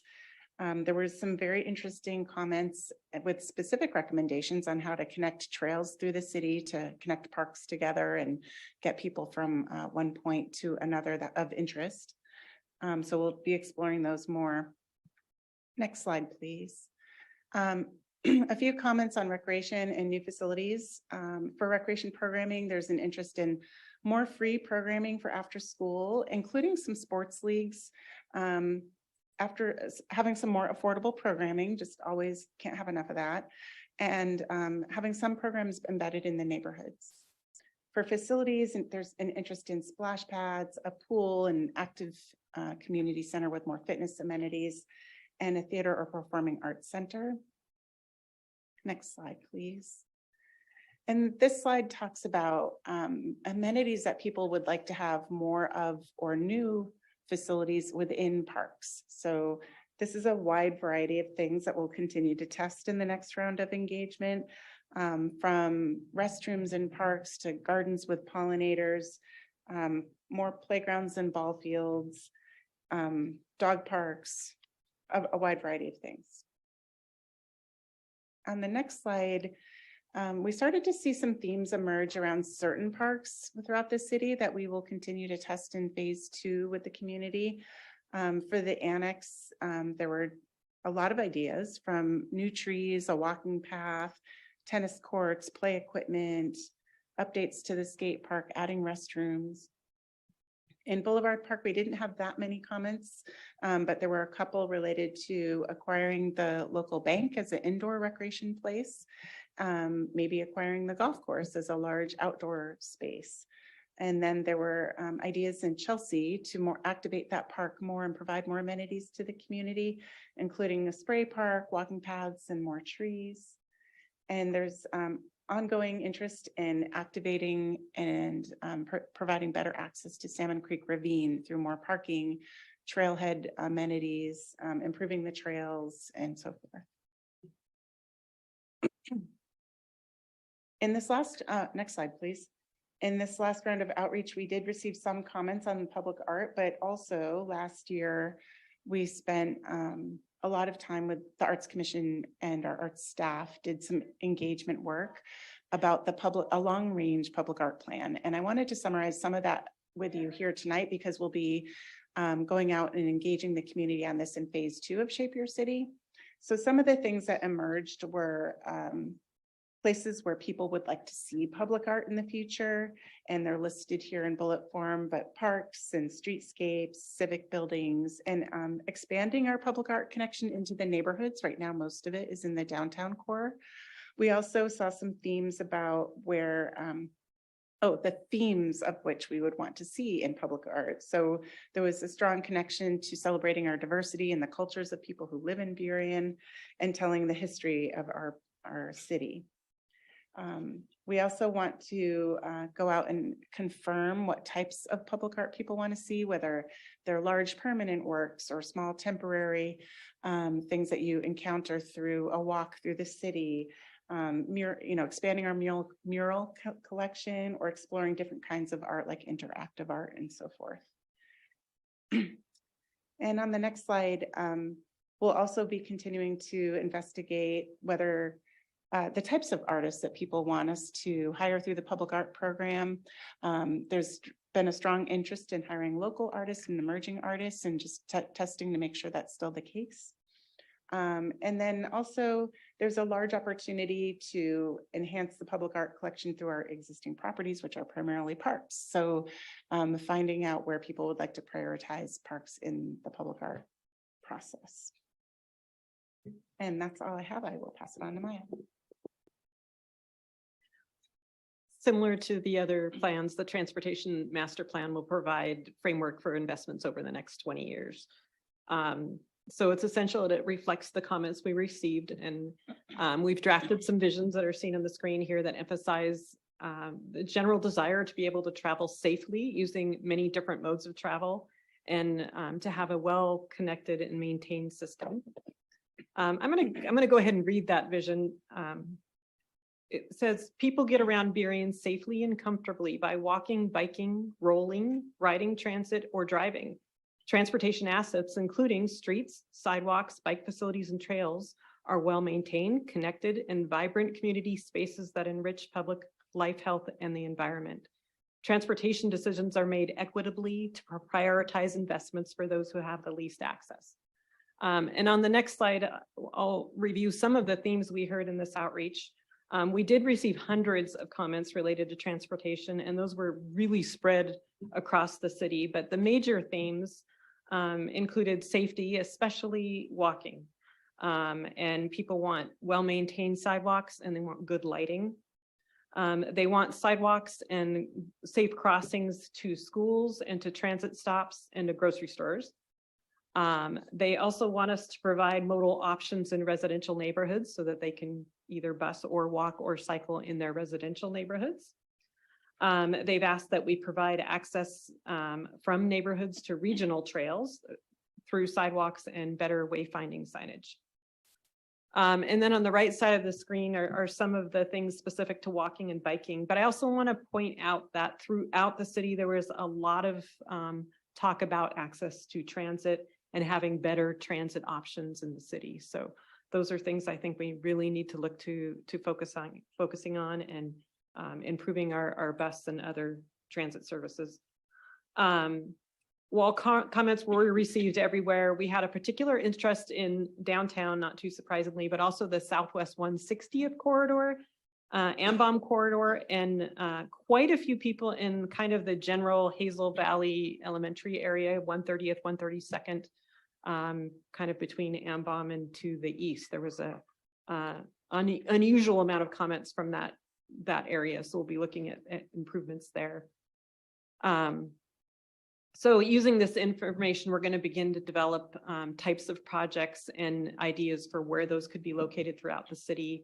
We'll develop a map as we move forward for the next round of community engagement on transportation to help us kind of confirm those themes and see if we're capturing the kinds of projects that people want. I'm going to pass it back to Emily, and she's going to talk about next steps. Thank you, Maya. Next slide, please. So we are entering phase 2 of this project, and our goals around planning for this phase are to develop strategies that are responsive to what we've already heard and then test them with the community. This is an iterative process. We're going to be a little bit more focused. So last time we were really broad, trying to be in a lot of different places. Instead, we're going to be a little bit more targeted. We're going to be working with our community connectors very closely. We're going to be looking at scheduling some focused discussion groups around particular topics like housing or climate resilience, transportation, things like that. There will be some surveys, but they'll be a little bit more targeted than some of the general surveys that happened in the last phase. There will be at least one citywide, like anybody can come workshop or open house. We're still nailing down the details of that this spring. And then there'll be some new online tools as well. We're also talking about doing some mailers because as we know, not everybody, reads the B-Town blog or, follows us on social media. So getting stuff in the mail is still a really important way of reaching folks. We're going to be redistributing our yard signs out to the community. And then the next issue of the magazine will have some information about this next phase of the project. Next slide, please. I'll just say before we pause for questions, we are always grateful for the City Council's and community support in helping amplify this community engagement by sharing our communications with your networks to encourage participation. And then with that, we have we'll pause for any questions. Councilmember Mata. So when we were looking at the chart, it said transportation and transit, which seems to be kind of the same, right? And if you were to add those numbers, it would really be up there in some of the top categories. And I gotta speak for the seniors in Burien, and I know that there's been an advocate who every time she finds me, she talks about that we have a lot of senior housing facilities in Burien, and that it's very hard for them, although we're a healthcare community because it's our biggest employer in the city of Burien. It's very hard for them to be able to get to their appointments and on Thursdays. I mean, I get to, enjoy the farmer's market, but yet they cannot enjoy the farmer's market. And, we have some great areas in Burien, such as the Italian Cultural Center, the Muslim Youth Center, the Latino Civic Center, the Heritage Museum. And so I almost think that sometimes, we get so caught up in that we forget about our seniors in our community. And so I know that Tina Orwell, who's our House representative, said she's very interested in figuring out how she can help the city of Burien with local transportation, right, for seniors and for those individuals that may be housebound or that are on fixed income. So I'd like to state that for the record. I know that their office has reached out to myself, and I'd like to see if the city of Burien can reach out to them. So that's one very important one that I think that's, that we should spend some time on. Also, now that I'm remembering that I'm part of a committee of how do we help our economy, local economies in the South End, maybe it's something that we partner up with different cities that have something to offer. I know that Burien has a lot to offer when it comes to culture, art, food. We're called Foodie Paradise, but maybe something that maybe we can entice the county and our state to be able to, especially now that we've set our application for a historical site, to be able to figure out how we can not only have transportation within our own facilities in our own city. On top of that, as I mean, I think that for a regional transportation effort to be able to have a highway meet I-5 from Burien, from the port all the way into I-5, I think we should have a good negotiating chip that for the regional transportation system, that we want to make sure that we're supportive. But we also, I think, should have the ability to have transportation within our city. We weren't part of the Sun Transit, so we don't really have a train going anywhere, but yet we as a working class community, we provide workers to Redmond, to Seattle, to some of the bigger cities, but yet the only form of transportation that we have is the transit system that, I think we should be pushing a little bit on figuring out how we can make sure that our elderly and those people on fixed incomes can at least travel to be able to go to Fred Meyer or Safeway, and that may stimulate our economy. On top of that, we have a hospital, an emergency room. I'm very grateful that my daughter was born in Burien at it wasn't Francis's back in the day, it's the Highline Hospital, but it'd be great to be able to figure out, as we're treating people with the hospital facilities, to be able to have them come out to our restaurants and eat and be able to get away from stress that they're going through. I think Burien has a lot to offer to our community, but I would like to see if we can maybe clean that up a little bit, whether it's, and I think both, I may be wrong, but I think the meaning of transit and transportation may be together. So thank you. Thank you, Councilmember Mata. Anyone else? Councilmember Sarah? Thank you for presenting this, and I really enjoyed seeing well, it's four of you because Emily's coming in virtually. I enjoyed seeing all of the pieces rolled into one. It helped me make connections between, oh, look, the trail runs right through Public Works and into the park, so that in giving feedback, people aren't giving feedback to departments, they're giving it to the city. And I think this was a really good tool to capture that. Councilmember Mata brought up something that I've had a community member talk to me quite a bit about, which is transportation for seniors who maybe are looking for the things that might be a 15-minute walk to somebody who was younger, who was more able-bodied. And they've brought up the possibility of, could there be a Burien, I guess, like a bus route that just went to the places in Burien that everybody needs to go to, or some kind of system that's smaller than asking Metro to do it, which seems like, yeah, well, we'll have that in 2044 if we start now, but something that could be done more locally. And I also wanted to ask during information gathering if there ever were any information collected from youth, from people, folks. Okay, thank you. I saw nods. Yes, we had several events at the schools. Some were during the beginning of the school year with the parent and student open houses. And I think we went to about 5 schools at that time. And then also went out to 2 middle schools after school programs in the fall and specifically spoke with students there. And youth were involved in a lot of the tabling events too. Other comments? Well, and I would like to just add that in hearing from other cities, that micro transportation is another idea. So short of a bus, if you don't have volume, then there could be a local or internal, something like a Uber, and that may help with parking issues as well. So I just wanted to put that as one thing to consider. Okay. Councilmember Mora. Thank you. One thing that actually popped into my mind with a small bus that Kent actually does this. They have what's called a shopper shuttle.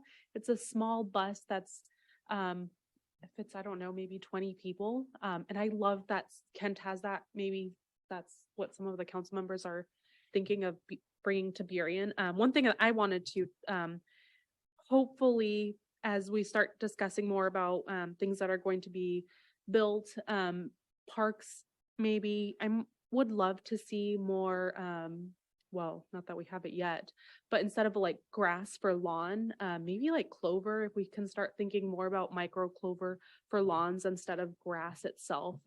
One thing that I actually love about my neighborhood is we have a lot of houses that have a little library, a free little library. And I was kind of thinking that might be something that we might want to start thinking about for the parks that we have. It seems something so small, but maybe someone that's not as close to the library, they would be like families would want to walk to another area that has this free little library. And also like seed exchange is another one that is very popular right now. So I'm thinking maybe if we can bring some of that to our little walking areas, it might make those like neighborhoods more family friendly, I guess. Thank you. Thank you. Other comments? Councilmember Moore. I just wanted to say thank you for all the incredible work that went into this. That is amazing to hear that we're doing outreach at schools. Like that's just, you all go above and beyond always. And it's incredible to see, and the results show. So just appreciation for all your hard work. And it's really great to hear all this wonderful feedback from our community and looking towards the future and seeing what comes of it. Councilmember Mata. Thank you, Madam Mayor. So the other thing that I like, because we talked a little bit about street art, and I know we have some hot areas for graffiti, and I know that there's a one on 136th Street in Amram, and there's a particular shopping facility there, and we invested some money on a little, I think it's like maybe 2 4x8 plywood surfaces that we put on a wall, and we had community and young people be able to articulate their ability to draw on a wall, and it helped us tremendously on that wall. And I've seen graffiti just continuing to be an issue, and the thing is that it's the same walls. I mean, it's the same walls.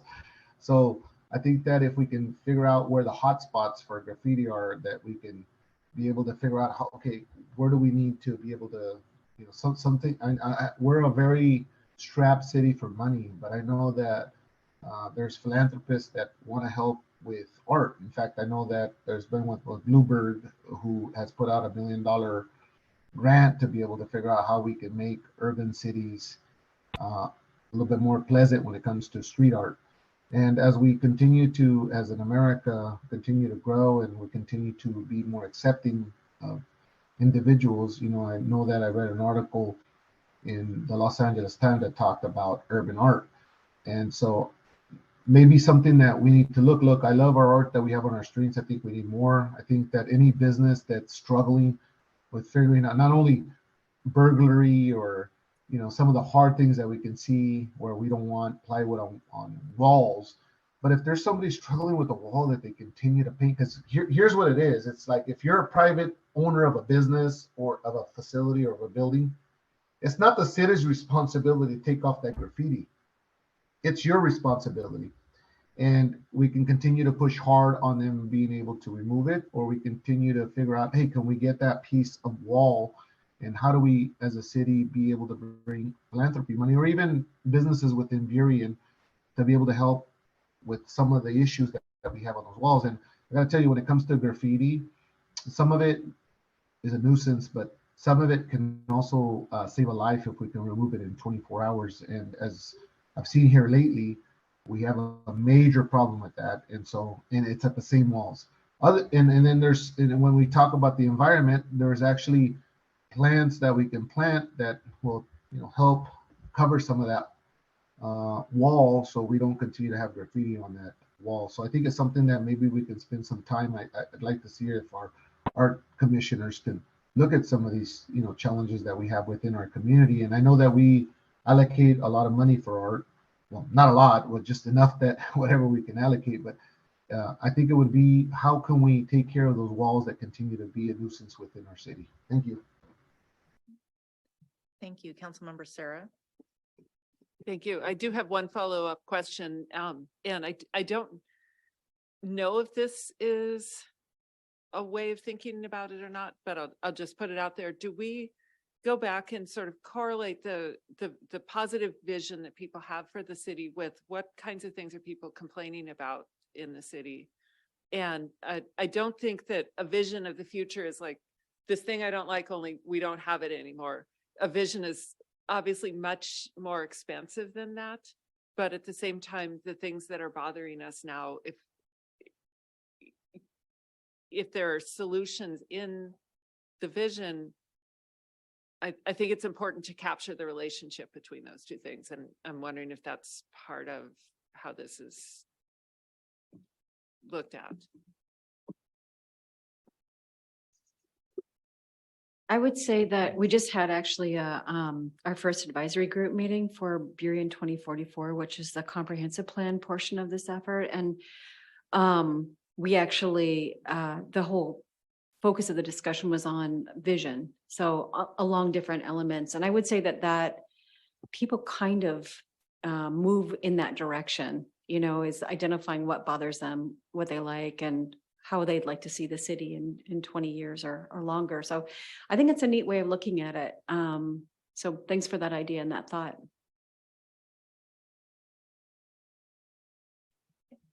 Other comments or questions? Okay, well, thank you very much. More to come. All right, so next is the introduction to an interagency agreement between King County and Burien for the Lake to Sound Trail, Segment C. And we have Robin Tishmack. Good evening, Mayor and Council.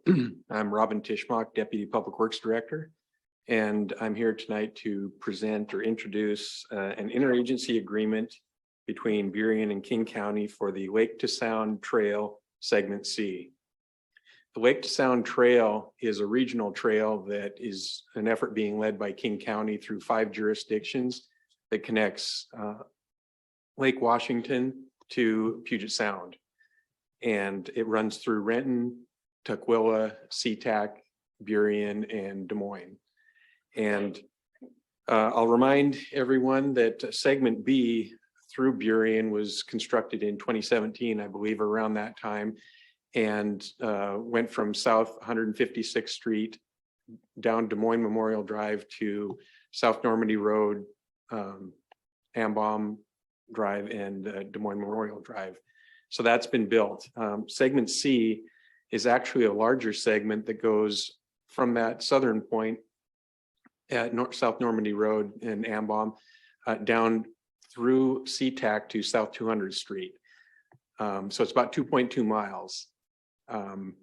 The portion in SeaTac was ready to go on schedule, which starts at State Route 509 and goes down to the south terminus. That's under construction now. But our piece between 8th Avenue South and State Route 509 up to the southern terminus was held off until now. They had some issues acquiring the right-of-way necessary to build the project. So that's all been taken care of now, and we are ready to go to ad, or King County is ready to go to ad. So this agreement covers the design, construction, ownership, maintenance, and operation of the trail through Burien. This portion is approximately 2,000 feet, and King County will, after it's completed, transfer ownership, interest, and operation and maintenance obligations by quitclaim to the city. They will also have an assignment of multiple easements, 3 easements that they acquired in their name that the trail partially runs on. I'm just recommending at this point that this go on the next consent agenda at the next regular council meeting. Thank you. Councilmember Moore. Thank you for that. I'm excited to see this move forward. I move to place this item on the consent agenda of the next regular business meeting. It's moved and seconded to authorize the city manager to execute the interagency agreement between Burien and King County as stated here and on the consent agenda of the next regular business meeting. So all those in favor, please raise your hand.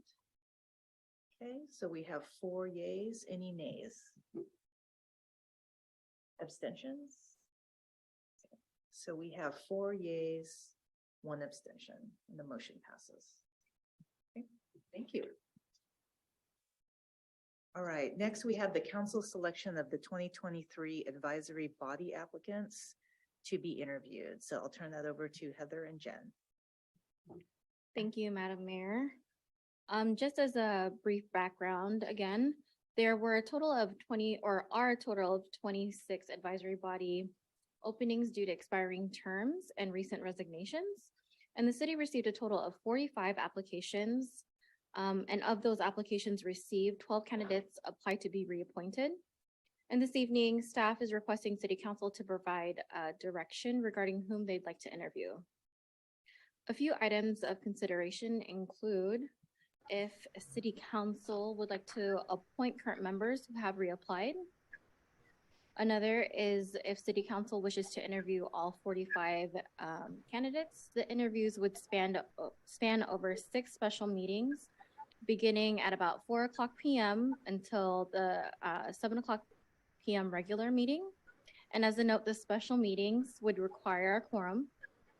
A suggestion was proposed by City Manager Bailon, which would include an interview committee of 3 council members and would not require a special meeting. And an additional note is in previous years, candidates with the greatest council member selections were interviewed. And then I just have another note here that on February 1st, staff provided City Council candidate applications for review and consideration. So far, staff have received interview selections from 4 council members, which can be shared on the screen at this time. And I would like to ask for those who have not submitted their selections to do so at this time.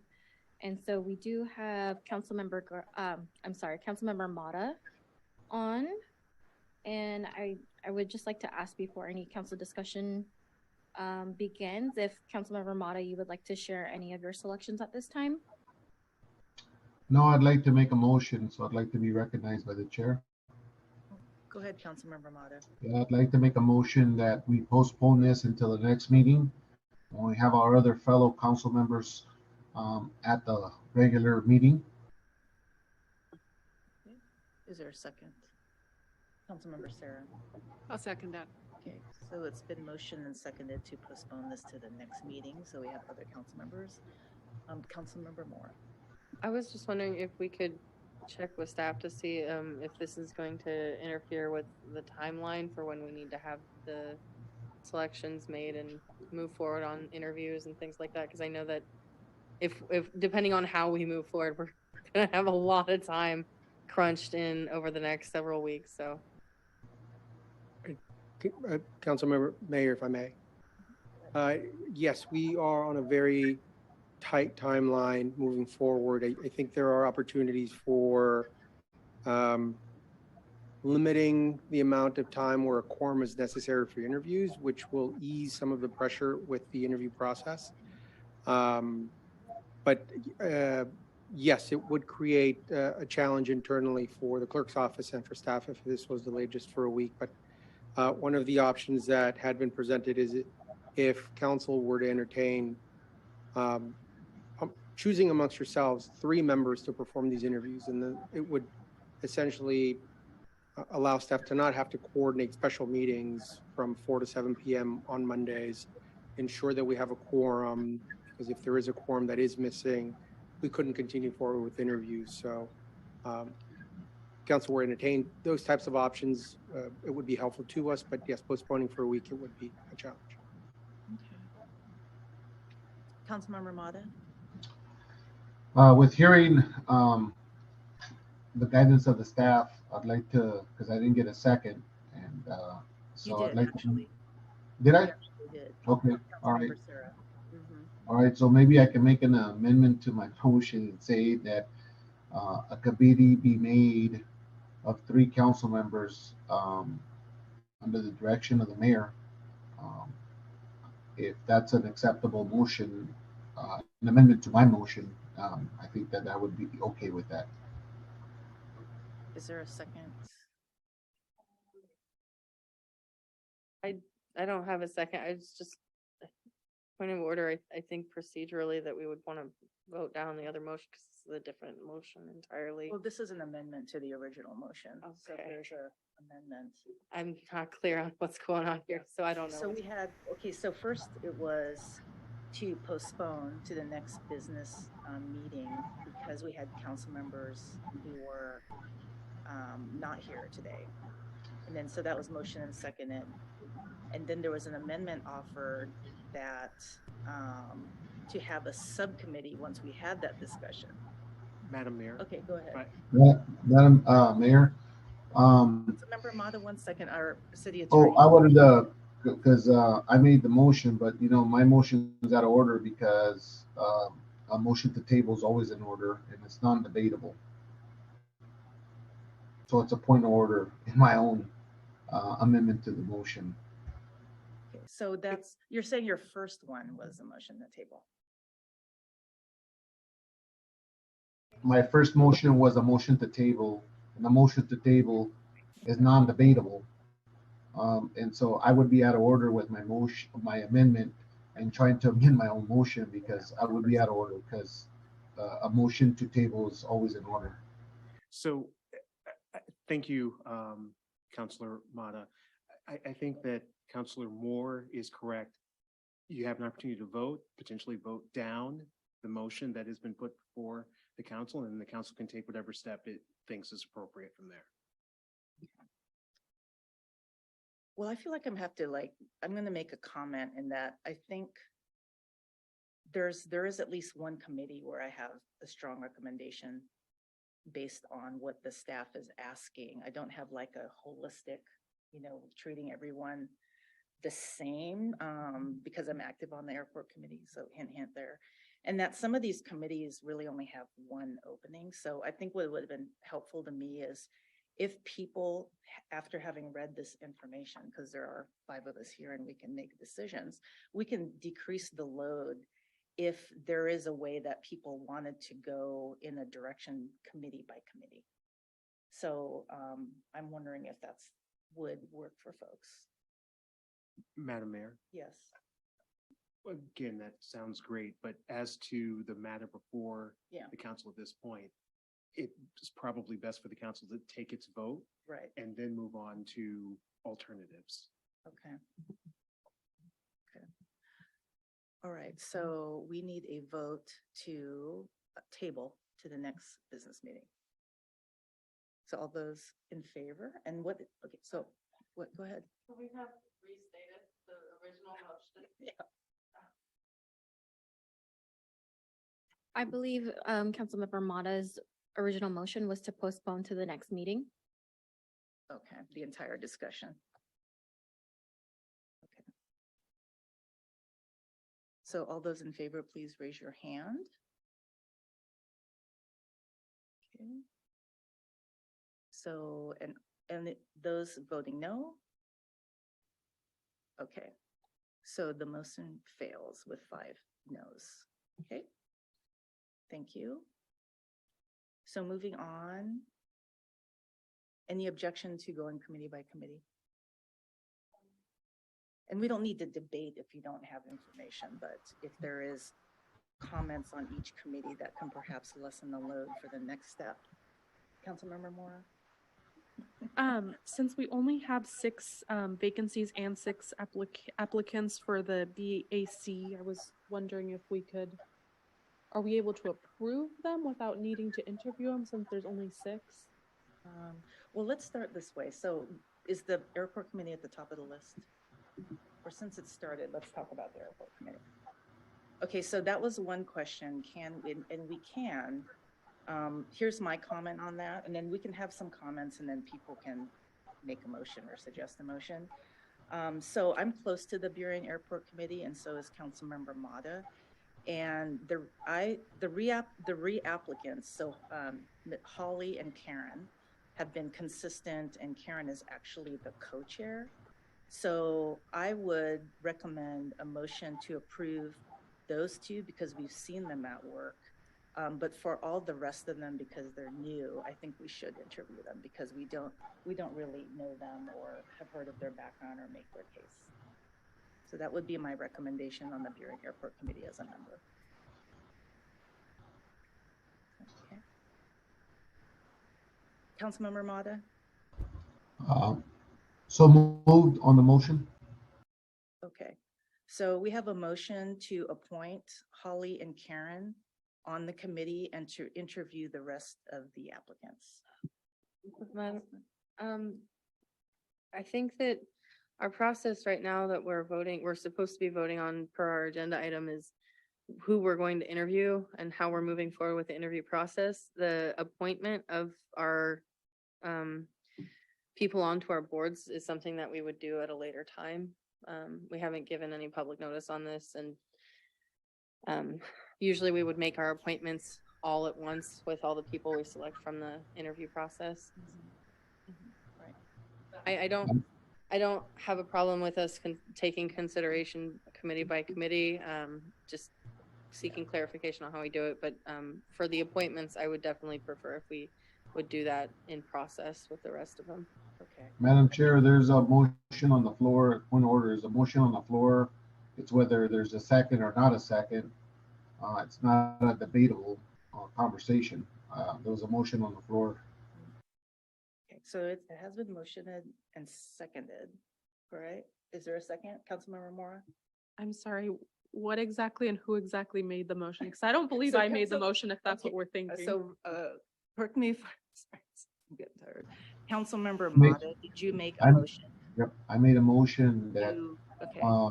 the two airport committee members who have applied, that they be appointed to the airport committee, and that the rest of them, that we set up a committee. Okay. So, let's see. I'm gonna get their names in the front just so, Has that motion been seconded? has it been seconded? If it hasn't been seconded, then Can I second it as the mayor? Yes, I'm gonna second it. And Councilmember Mata, do you want to make comments? And I'll make comments.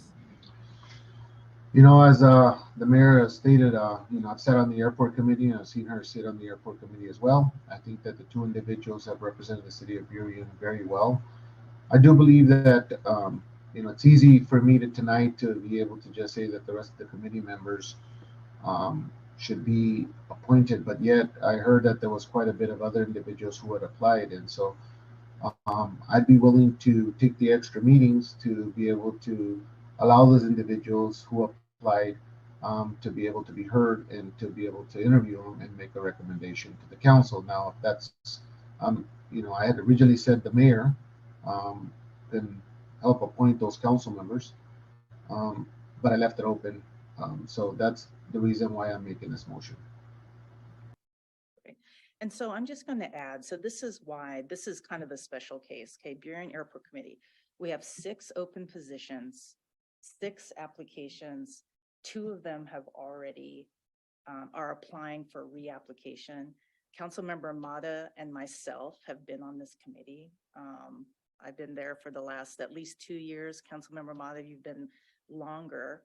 And we've seen Holly Mosier Guerra and Karen Valoria in action. They're consistent. Karen is a co-chair of the committee. So That's why we recommend that we appoint them on their reapplication.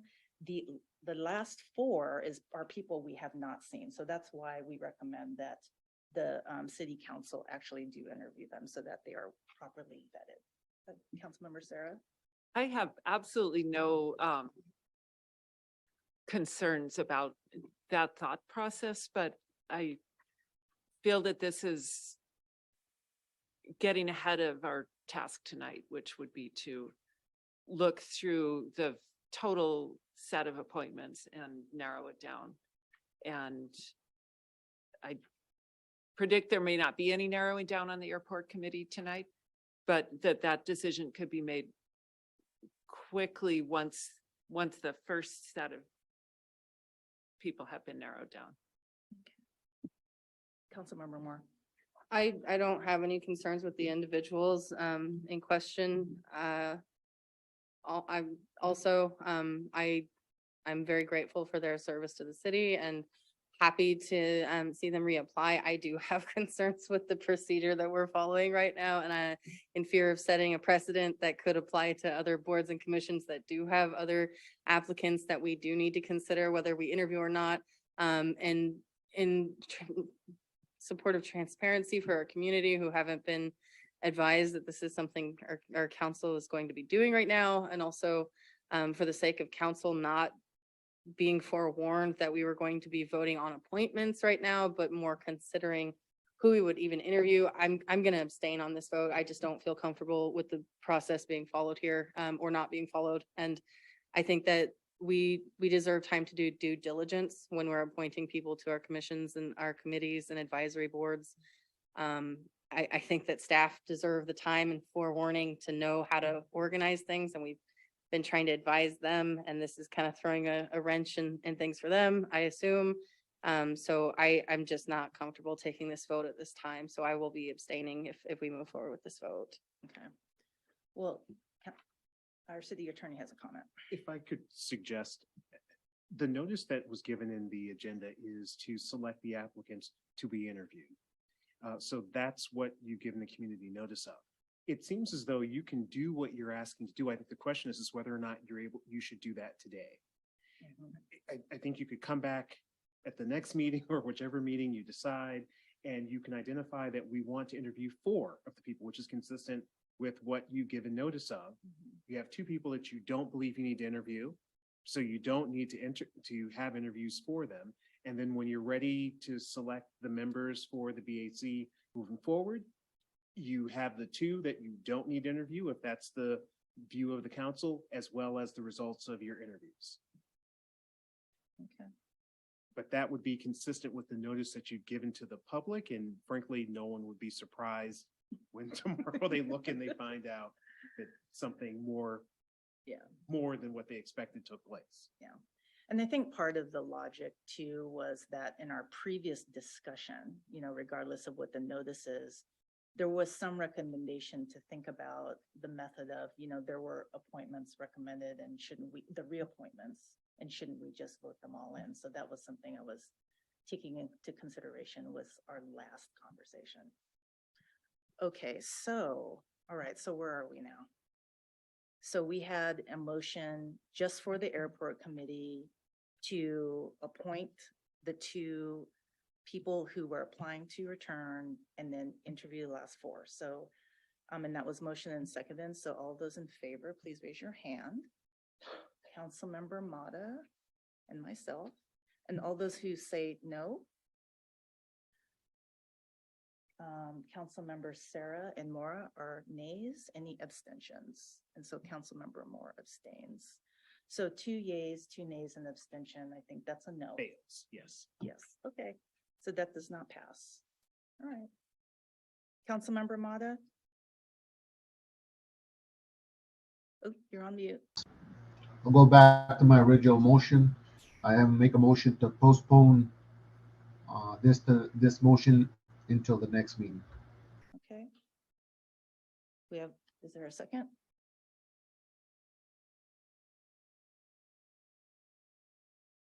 Okay, the motion fails for lack of a second. Councilmember Sarah? Madam Mayor, I want to bring this to the council's attention and ask if people have thoughts about this. We did receive a letter from the alternate on the Human Services Commission, Daniel Martin, saying that he did not apply to become a regular member, but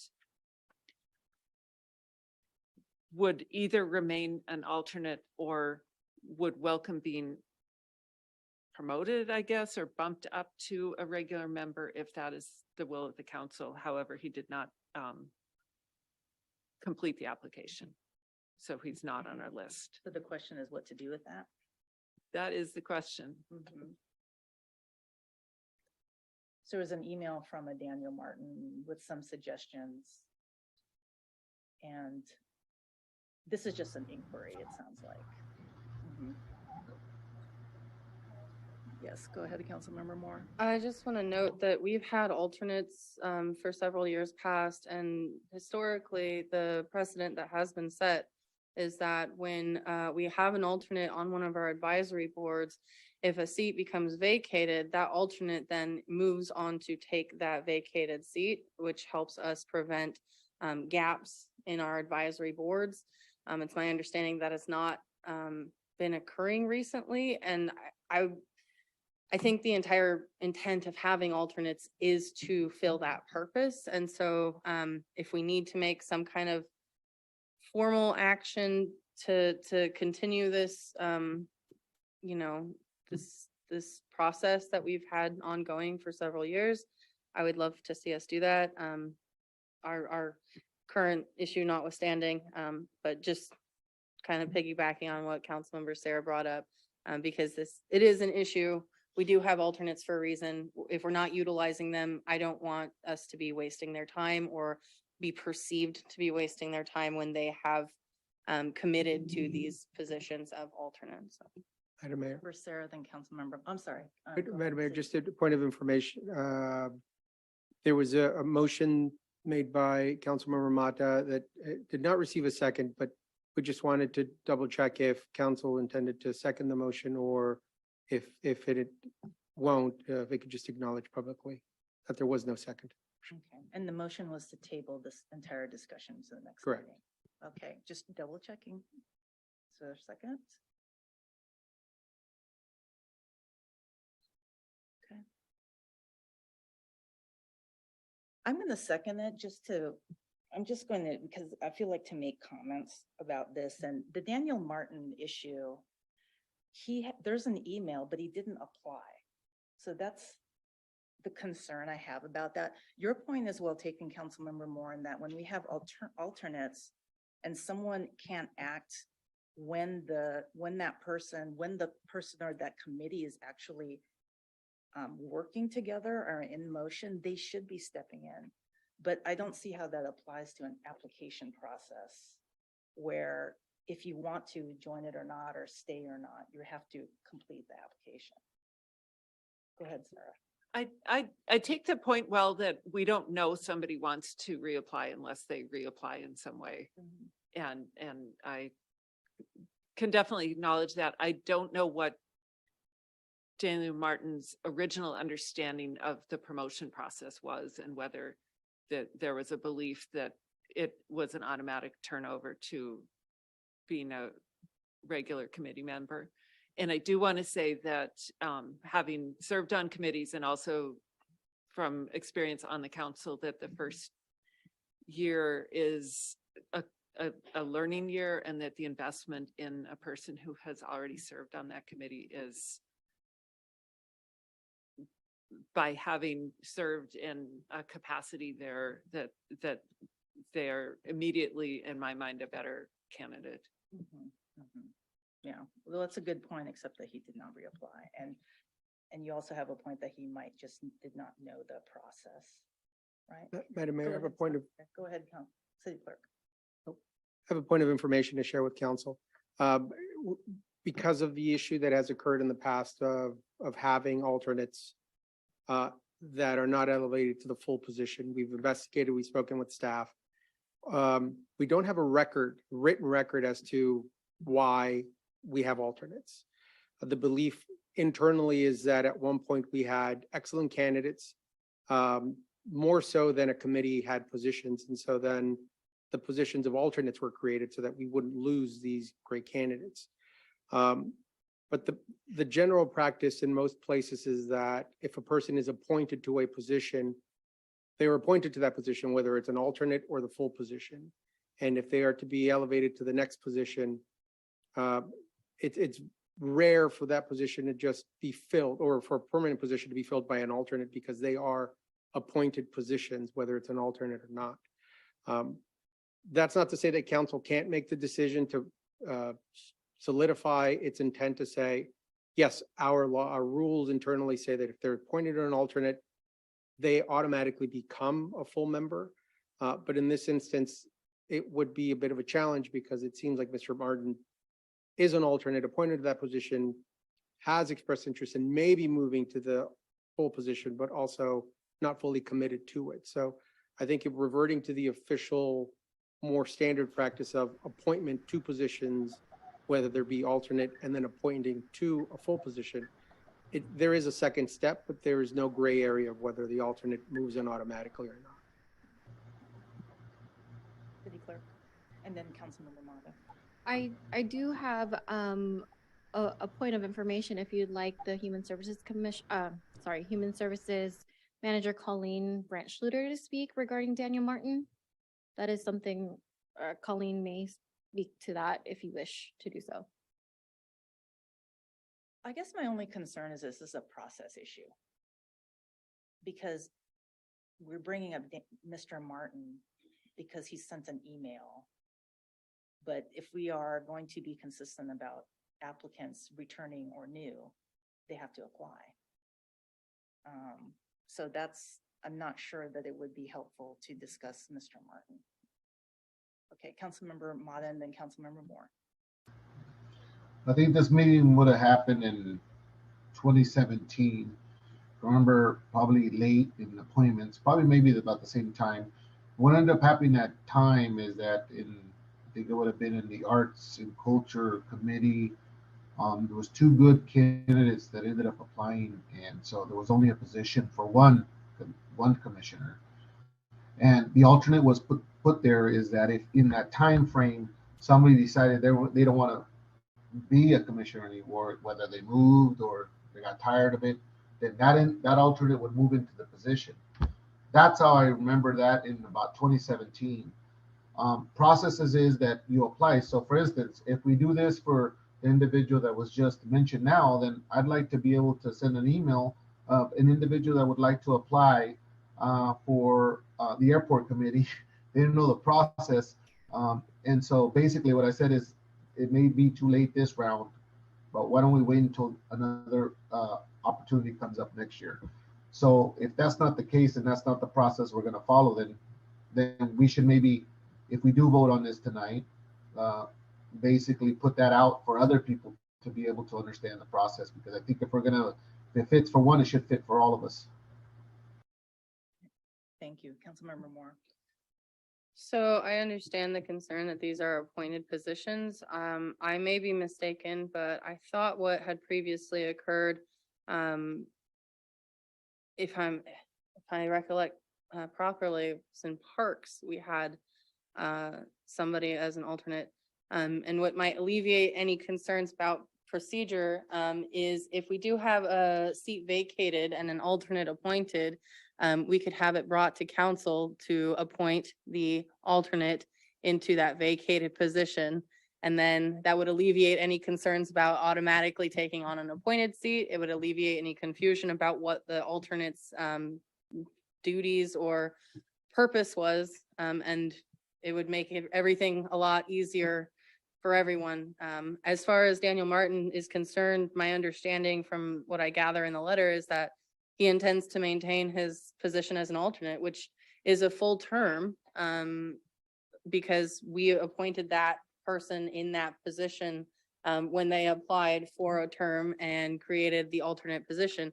So as long as he's comfortable maintaining a full term and continuing that full term in the alternate position, then we can call it good.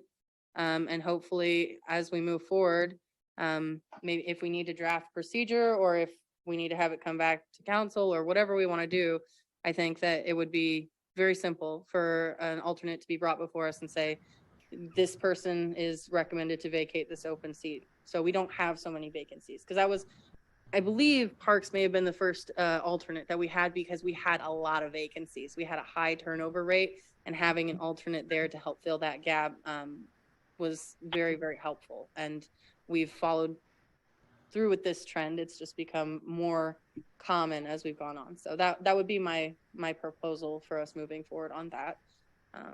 I do believe we have a motion on the floor, though. That So are you finished? I'm sorry. Yeah. Wrapping it up. And then, are you raising your hand? Okay. Councilmember Abada, did you have one more comment and then we can take it to a vote? I just wanted to say that although this was a healthy conversation, a motion to table is always in order. There was a second, there's non-discussion, but I think it's a healthy conversation. This is the reason why I'm asking for, a motion to table until the next meeting so we can have this conversation with our staff, with the staff, and figuring out, okay, well, now that we've discovered this circumstances, what is the recommendation of the staff? So I just don't think I'm prepared tonight to be able to vote, and specifically now more hearing council member Moore speak on some of our concerns. Thank you. Okay. So we have a motion on the floor. You all heard it. So all those in favor, please raise your hand to postpone this conversation to the next business meeting. Okay, go ahead. I just wanted to reiterate that we already voted on this previously, and staff told us this would create a specific burden on them to follow our timeline. We already voted this down for a reason. I would ask that we vote this down again, not in any disrespect to our missing colleagues, but for the fact that we have had advance notice about this. And we are being asked to undertake a significant amount of labor, including the staff work that goes into this. And we do have a lot of applicants waiting, so. There wasn't a second the last time. Madam It Mayor. failed. Just the motion to table this, I believe, is you cannot have you can't reconsider it. So you've already had that for this evening. Mhm. Well, this was a clarification on whether there was a second. So, okay, and it failed, Okay. right? Yes? Is that what you're telling me? The original motion failed, and so you don't get to have a motion to reconsider that motion that failed to put this on the table. So the question is, so the question you're asking us is, who are we interviewing? Right? Yes, the questions are identify the specific candidates to be interviewed by the council at some point in the future during a future meeting. And that would require us to let you know individually, right?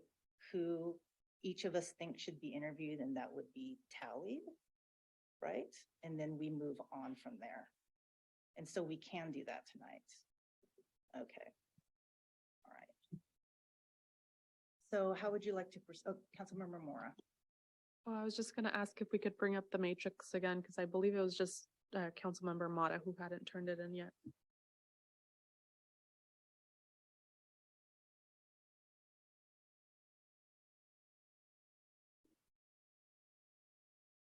Councilmember Moore.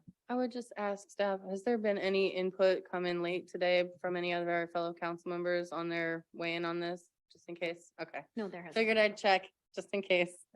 Just ask me. Okay. So how would you like to go about this? Are we going committee by committee and candidate by candidate, and then you'll do roll call and see who would we want to bring forward? Mayor, I'll be abstaining from any further action on this item tonight. Okay. Okay. So council, before you, we'll go over the Arts Commission candidates. And with the selections provided by Mayor Aragon, Councilmember Sydney Moore, Councilmember Sarah Moore, and Councilmember Mora. Below are the tallies for the folks that you wish to consider. So how should we proceed here? So it looks like the highest score, candidates with the highest score will proceed. And how many seats are we filling here? 4? So we have Ashley Mead, Holly McPherson, Putsada Riang. Our three highest scoring, but we also have 1, 2, 3, 4 candidates with a 3.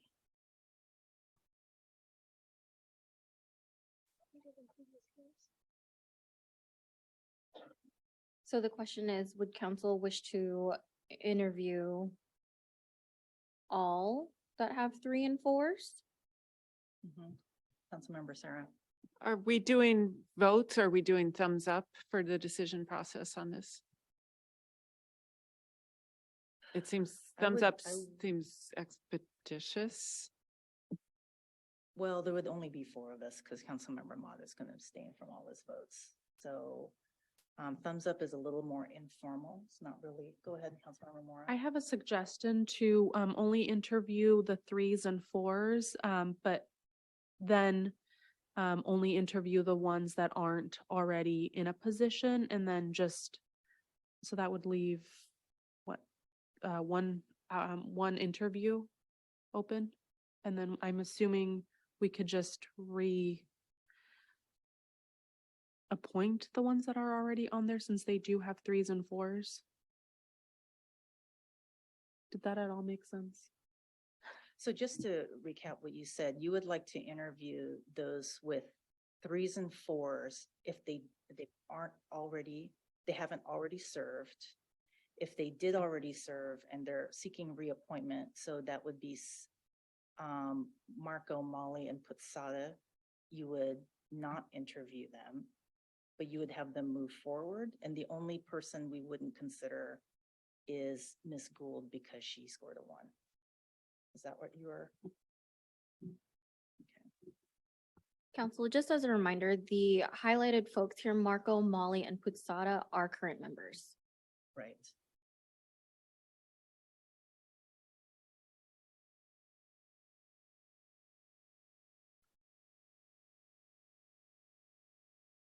So are you saying then the impact of this, though, is that if they're going to move forward, Marco, Molly, and Putsada, they don't get interviewed, but will we be voting on them again?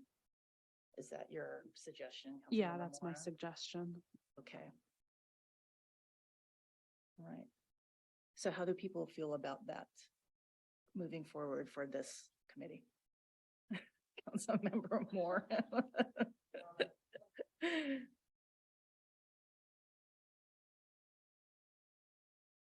Councilmember Sarah. Support it, but are we going to do this for each commission one by one? Or are we adopting this as how we would do all of the commissions? It seems like we should be consistent if we're going to adopt this. And I'll just note, just as a comment that, you know, for you new council members, like some of the returning ones, I wasn't in the process of. So they may move forward. They don't need to be interviewed, but I think they could still be at a disadvantage if, for those of you who weren't here when they were appointed, hadn't really interacted with them. So that's my only consideration for you all.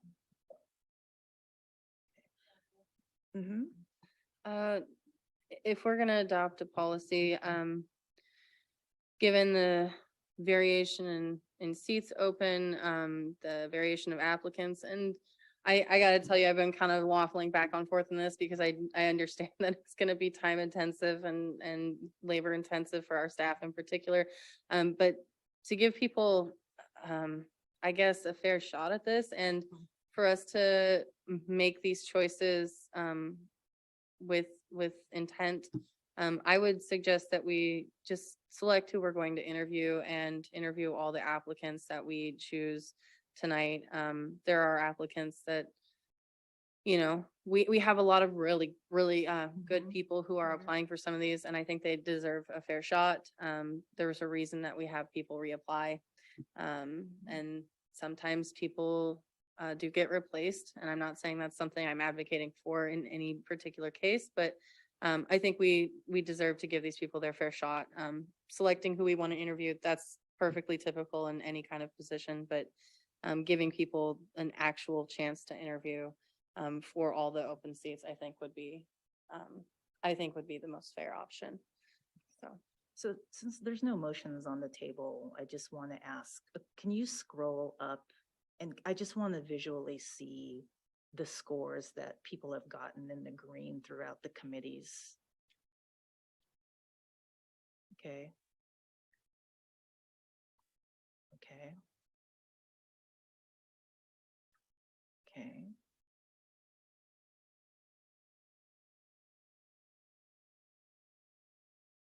Okay, thank you, that's helpful.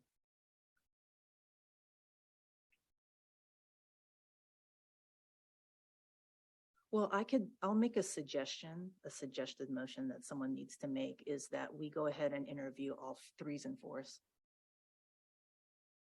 That's our selection. Councilmember Sarah. I move that we interview all 3s and 4s. Okay, is there a second?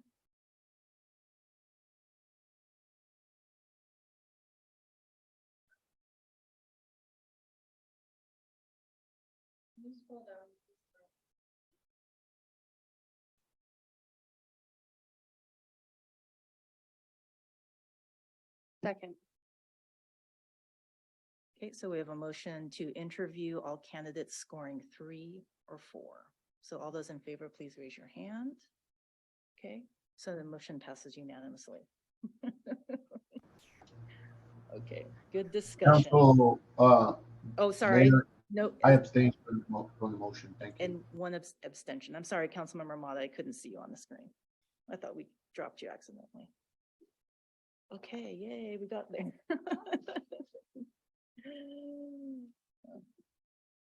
All right, so the city council planning calendar. Sorry, I just had a quick go ahead. question. If we're only interviewing the 3s and 4th, does that cover all the vacancies that we need to fill? Just making sure there's nothing. Okay, perfect. That's a good question. Thank you. Okay. Planning calendar. Thank you, Madam Mayor. Thank you, Council. Just to remind you, we have a planning calendar in your packet. And I think just the most important reminder to Council is that we're working on what Council has asked us to bring forward. We hope to have that within the next 2 or 3 meetings at most. And again, they include updates on Boulevard Park, both sewer and stormwater. Also the Eagle Landing staircase issue that has been raised. And the police issue that may take a little longer, but we're also still working on it. But we hope to have those to Council very soon. Thank you. Thank you. Okay. So any discussion or request to add? Okay. All right, seeing none, we're at the end of our agenda. And so if there are no objections, this meeting is adjourned. And even with that, you're only 3 minutes over. Thank you, staff. Thank you. Thank you.